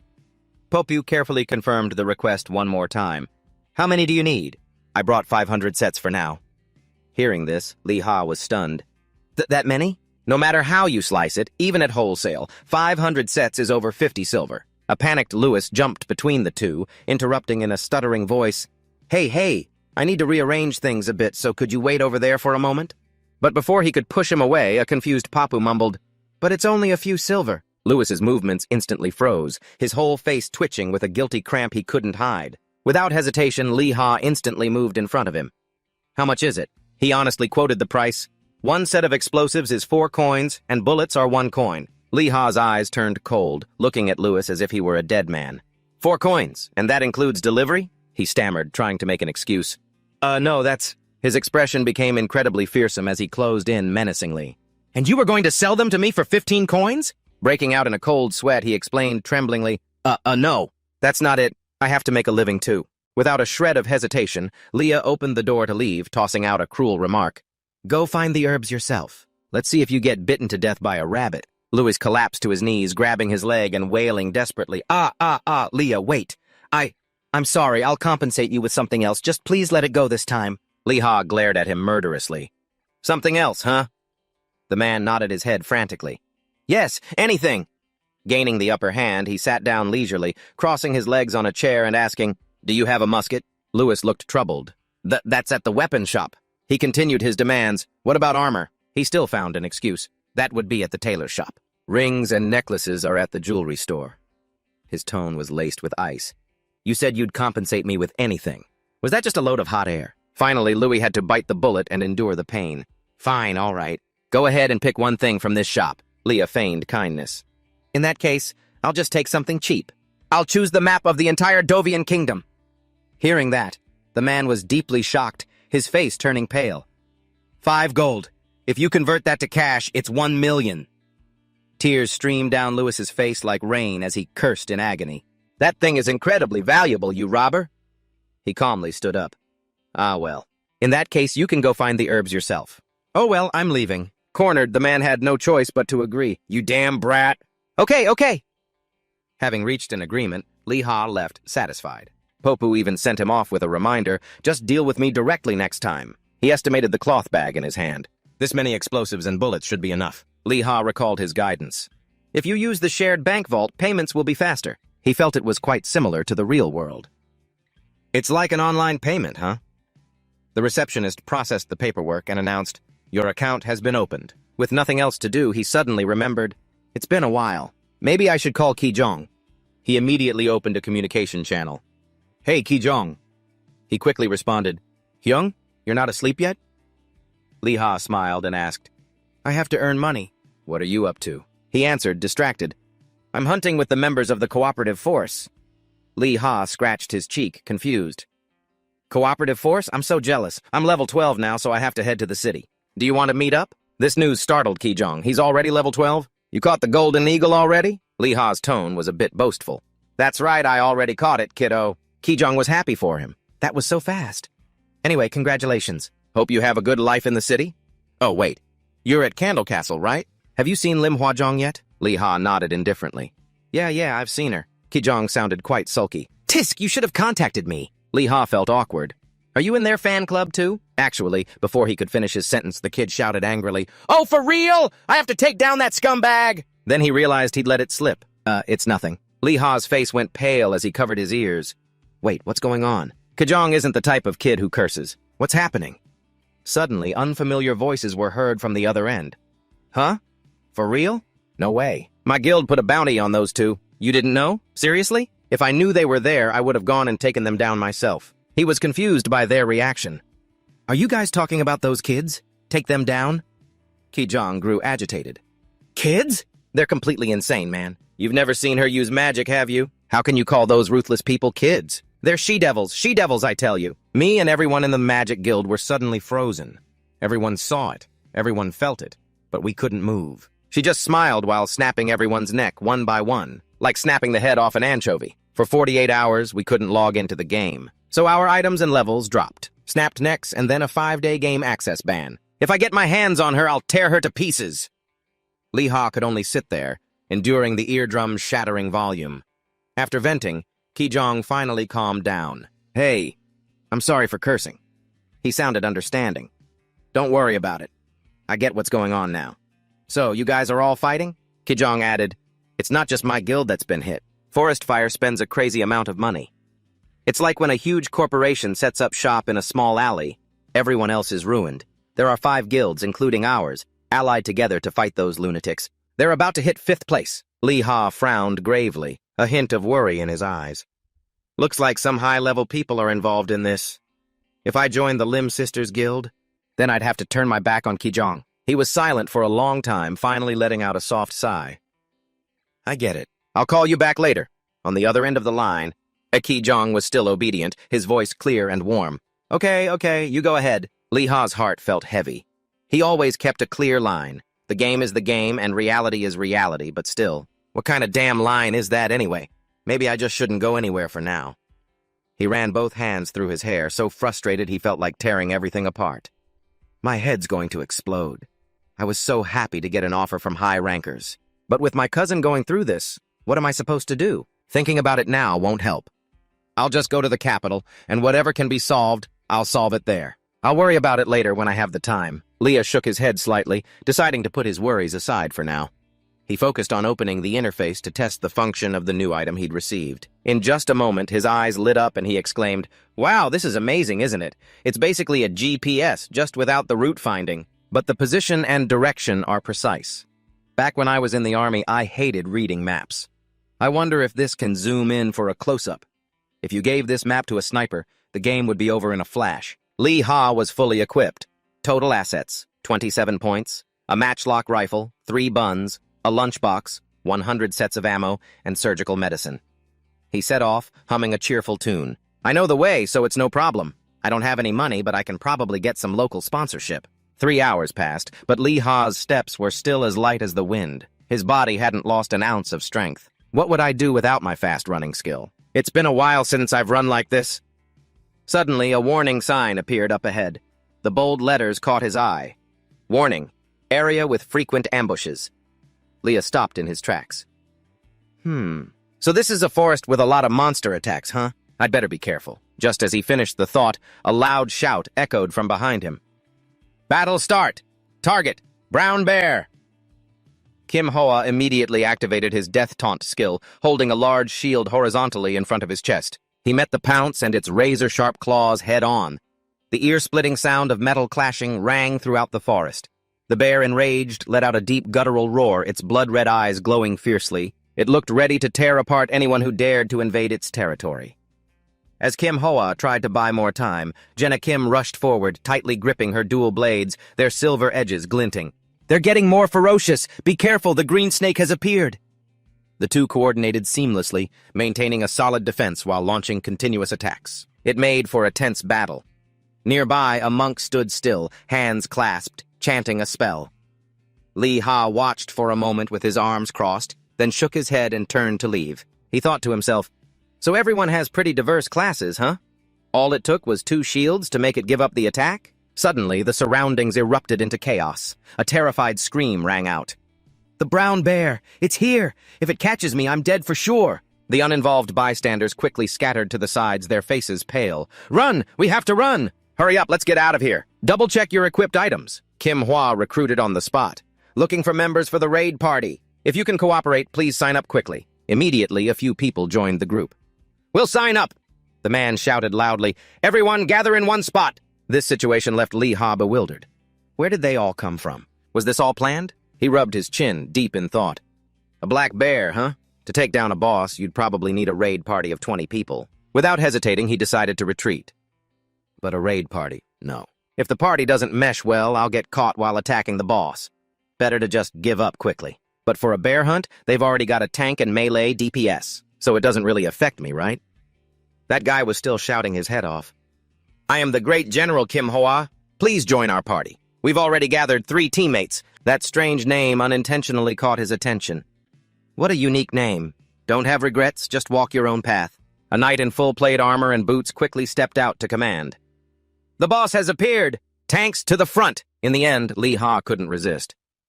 I'll just hide behind this rock and watch for a bit before I go. I'm too curious. They quickly assigned roles to each person. Get into position before it arrives. Kim Hua acted as the party leader. You, attacker! Don't hide behind your teammates like that! Get in formation! Melee attackers stand a certain distance behind the tanks. Leah's lips moved, letting out a soft sound of admiration.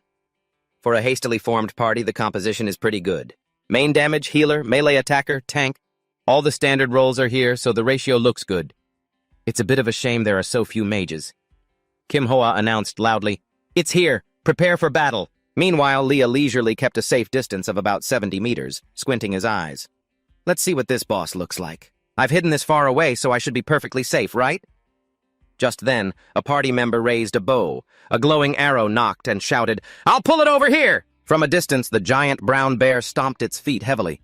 The heavy impact made the ground tremble as if it would crack open. It opened its enormous mouth, and its roar echoed throughout the forest, unleashing a ferocious gust of wind. The group on the front line quickly lowered their center of gravity, trying to withstand the immense pressure. Even Lee Ha, who was very far away, his hair stood on end as the shockwave hit him.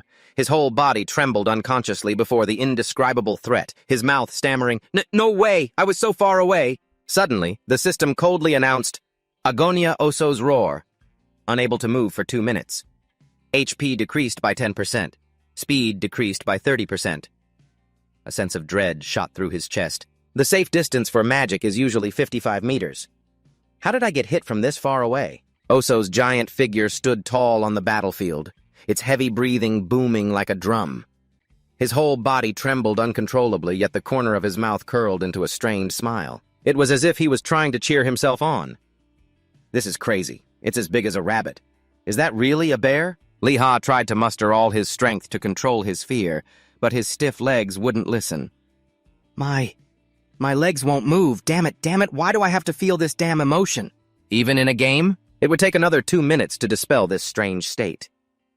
Oso was still standing there, towering over them. Its eyes flashed fiercely, its hot breath like fire on his face, adding to the heavy pressure. If before, Lee Ha could leisurely watch the show, now his body was completely tense. His heart pounded as if it would leap out of his chest. I hope those guys can catch that monster before I get back to normal, Agonia Oso's roar. The system displayed the time. You cannot move for 2 minutes.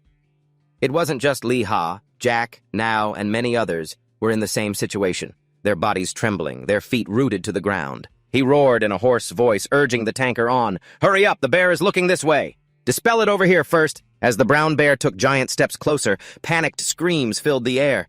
It's coming! Ah! A giant foot stomped heavily on the ground. Kim Hua dropped to one knee, raising his large shield to block the swipe of its claws with all his might. The impact was so strong that his feet sank deep into the ground, his whole body shaking as if it would break apart. The members called out worriedly, Sir leader! However, Kim Hua was still knocked back, sliding across the grass and leaving a deep trench in the ground. His face was drenched in sweat, but his eyes still burned with determination. He roared out a command. We can still withstand 2 more of its attacks. Tanks, you'll be able to dispel this state then. Group up, and for the attackers who weren't hit, go help the other attackers. It's coming again. Oso's giant paw swiped sideways, aiming to crush Kim Hua in an instant. He decisively used a life-saving skill, high protection. Its blazing red eyes flashed as it struck down hard. The next swipe crashed down on Kim Hua's shield. A metallic clang rang out. After the terrible impact, the shield was severely dented and his whole body froze, his breathing ragged. Seizing the opportunity before the monster could strike again, he yelled out the order, Attack! Immediately, tens of thousands of arrows left their bows at once, tearing through the air like a storm raining down on Oso's head. However, its giant paw suddenly burst into fierce flames. In the blink of an eye, it incinerated all the arrows in mid-air, sending ashes scattering across the sky. At the front line, the defenders formed a row with their heavy shields. Trying to protect their comrades from the mountain-like pressure, Kim Hwa urgently commanded, "Melee attackers, stand back and provide support! Tanks, get in position!" While the battlefield was suffocatingly tense, 2 long minutes finally passed, and Lee Ha's penalty was lifted. He happily moved his arms and legs. "Oh! If they play their cards right, they should be able to catch it, huh?" Over on the other side, everyone was still fighting without a moment's rest. "Leader, I need time to cool down. Next group, move up!" He peeked out from his hiding spot. Looks like everyone's less tense now. Naya and Sun stood leisurely outside the battle, observing and chatting with Lamia. At this rate, they'll catch it in no time, right? Lamia, her hands still moving gently to maintain her support magic, joked back, "Should I record a video? A raid video like this could earn some good money." In stark contrast to their leisure, Kim Hwa was on the front line, sweat pouring down his face. "Everyone in the back, prepare your spells. When its health drops below 20%, we'll hit it with everything at once. If we don't, it'll use a different effect, and that'll be dangerous." The 2 who were called out pouted, looking annoyed. "Geez, let's just see how it goes. We've almost got it anyway. Just take it easy. We're not slacking off, we're managing our MP." While Oso was heavily injured, its giant body groaning and unable to move, the groups took the chance to catch their breath, rest briefly, and exchange quick words. "Everyone, get ready!" "Ah, the attackers are trying so hard, aren't they? Why's the mood so serious?" "Just hurry up and catch it. The weakness of a hastily formed party is showing, huh?" Kim Hwa clenched his fist, activating all the remaining power in his shield. His shout echoed across the battlefield. "Everyone, get ready. 21% left." Oso's giant claw tore through the air with lightning speed, slamming straight into the shield. He gritted his teeth, his body tensing up to withstand the fierce impact. From behind, an arrow whistled through the air. It lodged itself straight into the beast's shoulder, making it roar in pain. Immediately after, intense flames erupted from beneath its feet. Startled, Kim Hwa became alert and instantly commanded, 20%! Attackers, spread out! Oso's HP dropped to 19.9%. It went berserk. Its entire body swelled up, its eyes glowed red, and it opened its mouth wide, letting out a growl that shook the very air. The intense heat radiating from it was so strong it singed John's hair. Even from a distance, she burst into flames. She shrieked, frantically swatting at the fire. "Fire magic? A bear can use magic?" Shackley's shoulder guard is metal, but it didn't save him. In an instant, everyone was engulfed in flames, their bodies charred black.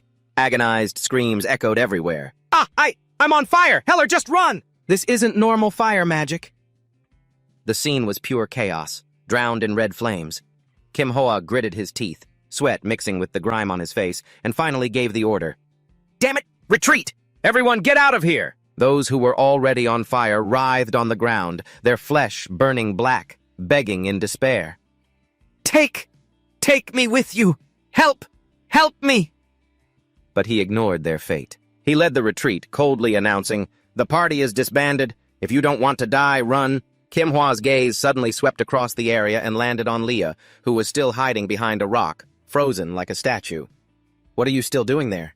"Didn't you hear me? I said run!" He jumped, his heart pounding. "I didn't even attack." He forced a friendly smile and clarified, "I wasn't part of this battle, sir." Seeing that he hadn't engaged it and was still safe, the man warned him, "In this state, the Agonia Oso will kill anything it sees. It'll take days to kill it. You should go somewhere else." Leah was stunned and asked for confirmation. "It takes days?" 10 days if you're fast," the man said, his pace quickening. "Over a month if you're slow. Anyway, we're out of here." He panicked, shouting after the scattering crowd, "Hey, wait! You people made it go berserk and now you're just leaving? What am I supposed to do? Weren't you guys going to capture it?" He anxiously clenched his trembling hands. "They said the journey takes over a month? Oh, God. Can they even turn this situation around? If I can't get to the capital, then that Kim Hwa guy, or whatever his name is. Golden flower, leaf, bud. I'll sell him out. No, I can't do that. I need to think rationally. Stop trying to run away." Leah took a long breath, trying to stay calm, and started listing his options. 1. Find a high-level attack party. 3. Sneak past the fire bear. He ran his hands through his hair in frustration. Neither seemed possible. And I won't be able to sell that expensive lunchbox either. In that case, I'll have to go with another option. In the end, he chose option 4. Just get it done quickly. Leah drew his gun, resolved to fight to the death. After all, if it took a month, both his mission and the lunchbox sale would be ruined. If he couldn't form a party, he'd just have to handle it himself. Its health is below 20%, so I have a chance. That other party already wore it down for me, so I have enough time. 1. He stood up straight, took a deep breath, his eyes wide as he focused on the giant monster in the distance. 70 meters, southeast wind, minimum velocity 2 meters. All right. 3, 2, 1. Leah decisively pulled the trigger. The gunshot shattered the night. The oso froze, instinct screaming danger. It roared and turned its head back, and in that very moment unintentionally exposed its weak point. The bullet embedded itself right between its eyes. The powerful impact made the colossal body stagger. Smoke rose from the still-hot barrel.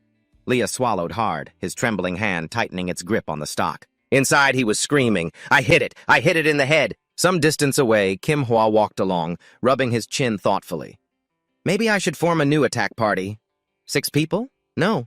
If we form a party of 7, it might be possible. Just then, a girl called out, "Mr. Flowerleaf! Hey, Mr. Flowerleaf!" He glanced at Lamia. "Hurry back to the village. There's no time for idle chat." Flustered, she explained, No, sir. Please look behind you." A moment ago, the person hiding behind the rock, I think he shot something. Skeptical, he turned to look in that direction. Shot something? Suddenly, Kim Hoa was filled with regret.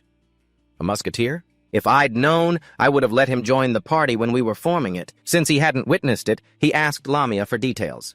Where did he shoot? Did it hit? She answered honestly, her voice filled with disbelief. In the head, sir. Right in the middle of its head. He quickly began calculating the benefits of a musketeer's attack power. This musketeer, he's good. If I form a proper party and let him join, we might actually be able to capture it.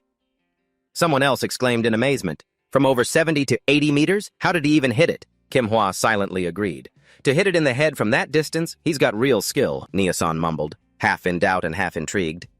If we formed a party with that guy, we could probably catch it, right? Lamia was eager to try. We don't have many people left, so we have plenty of open spots. But then Kim Hwa suddenly turned and walked away. A cold voice cut through their hope. Stop with the useless talk and just run. Stunned, she asked again. But he already shot it in the head. The guy was completely unfazed. Pretty good, but that's as far as it goes. Nia-san looked bewildered. That's it? Kim Hwa calmly analyzed. It takes a musketeer a whole minute to reload. He just fired, right? He'll be dead within the next minute. Leah, completely unaware of their conversation, was still standing there in stunned disbelief. I hit it. Right in the middle of its head. So how is it still alive? There wasn't even a scratch on Oso's forehead. Its eyes blazed ferociously, overflowing with killing intent as a cold system sound rang out like a death sentence. Roar of agony. Oso the bear has entered a state of terror. You cannot move for 2 minutes. HP and stamina decreased. Leah cursed impatiently. Damn it! It got shot in the head and it's still alive? His body trembled as he struggled to move, but it was useless. Cold sweat poured down like rain as his pale lips mumbled in despair. I celebrated way too soon, and what's worse, that monster is targeting me. In front of him, the giant, flaming monster changed direction, stomping its way straight toward Leah. Leah gritted his teeth, tensing his body. His entire body trembled as he fought against the effects of Oso's skill. With shaking hands, he tried to pour oil into the gun's chamber. Damn it! Pour faster! Just then, another player lost his nerve. He screamed in panic, turned, and ran. Oso immediately roared as a violent flame erupted, engulfing the man in an instant. His body was incinerated into ash. The final look of terror was still etched onto his charred face. Horrified screams spread across the battlefield. Stay away! Run away! Help! Put out the fire! Cries for help echoed from all directions, mixed with the sound of chaotic footsteps. The giant monster paused, its bloodshot eyes scanning around in confusion, unsure of who to attack first. It was thanks to that moment that Leah bought himself some precious time. It's not coming straight for me? That penalty is making my hands shake too. But if it takes 2 minutes to reload, it'll kill all of them and then me. Casting aside his pride, he yelled with a hoarse voice, Help me, sir, the leader from before! Can you hear me? I'm confident I can hit it, so please come and tank for me. But despite his pleas, no one appeared. Leah trembled with anger, gritting his teeth and muttering, Damn it! Did he really just run off already? His faint hope vanished. He couldn't expect anything from the others, who were only letting out heart-wrenching screams for help. Oso roared, and with every step it took, fierce flames erupted. It incinerated everything in its path. Any unlucky player who got too close was turned into a human torch. The distance between it and Leah was closing in. At this rate, I'm dead. His heart pounded wildly and his breathing was erratic, but he tried to suppress his panic. His trembling hand tightened its grip on the gun. It's okay, Leah. Stay calm. Let's just go for one more shot. Let's see if I can land 2 shots to the head at this range. Come on, there's only one target to aim for. His eyes locked onto the slowly approaching figure of Oso, its giant, flaming body like a walking volcano. Leah cleared his mind of all distractions, ignoring the screams and the chaos around him. The only sound in his ears was his own pounding heart. A gunshot tore through the air, shaking the entire battlefield. The shot made Kim Hoa freeze in his tracks. He immediately whipped his head around, his eyes wide with shock. Again? Oso was hit, its giant body staggering back half a step. Witnessing the scene, Nia-sun was filled with awe.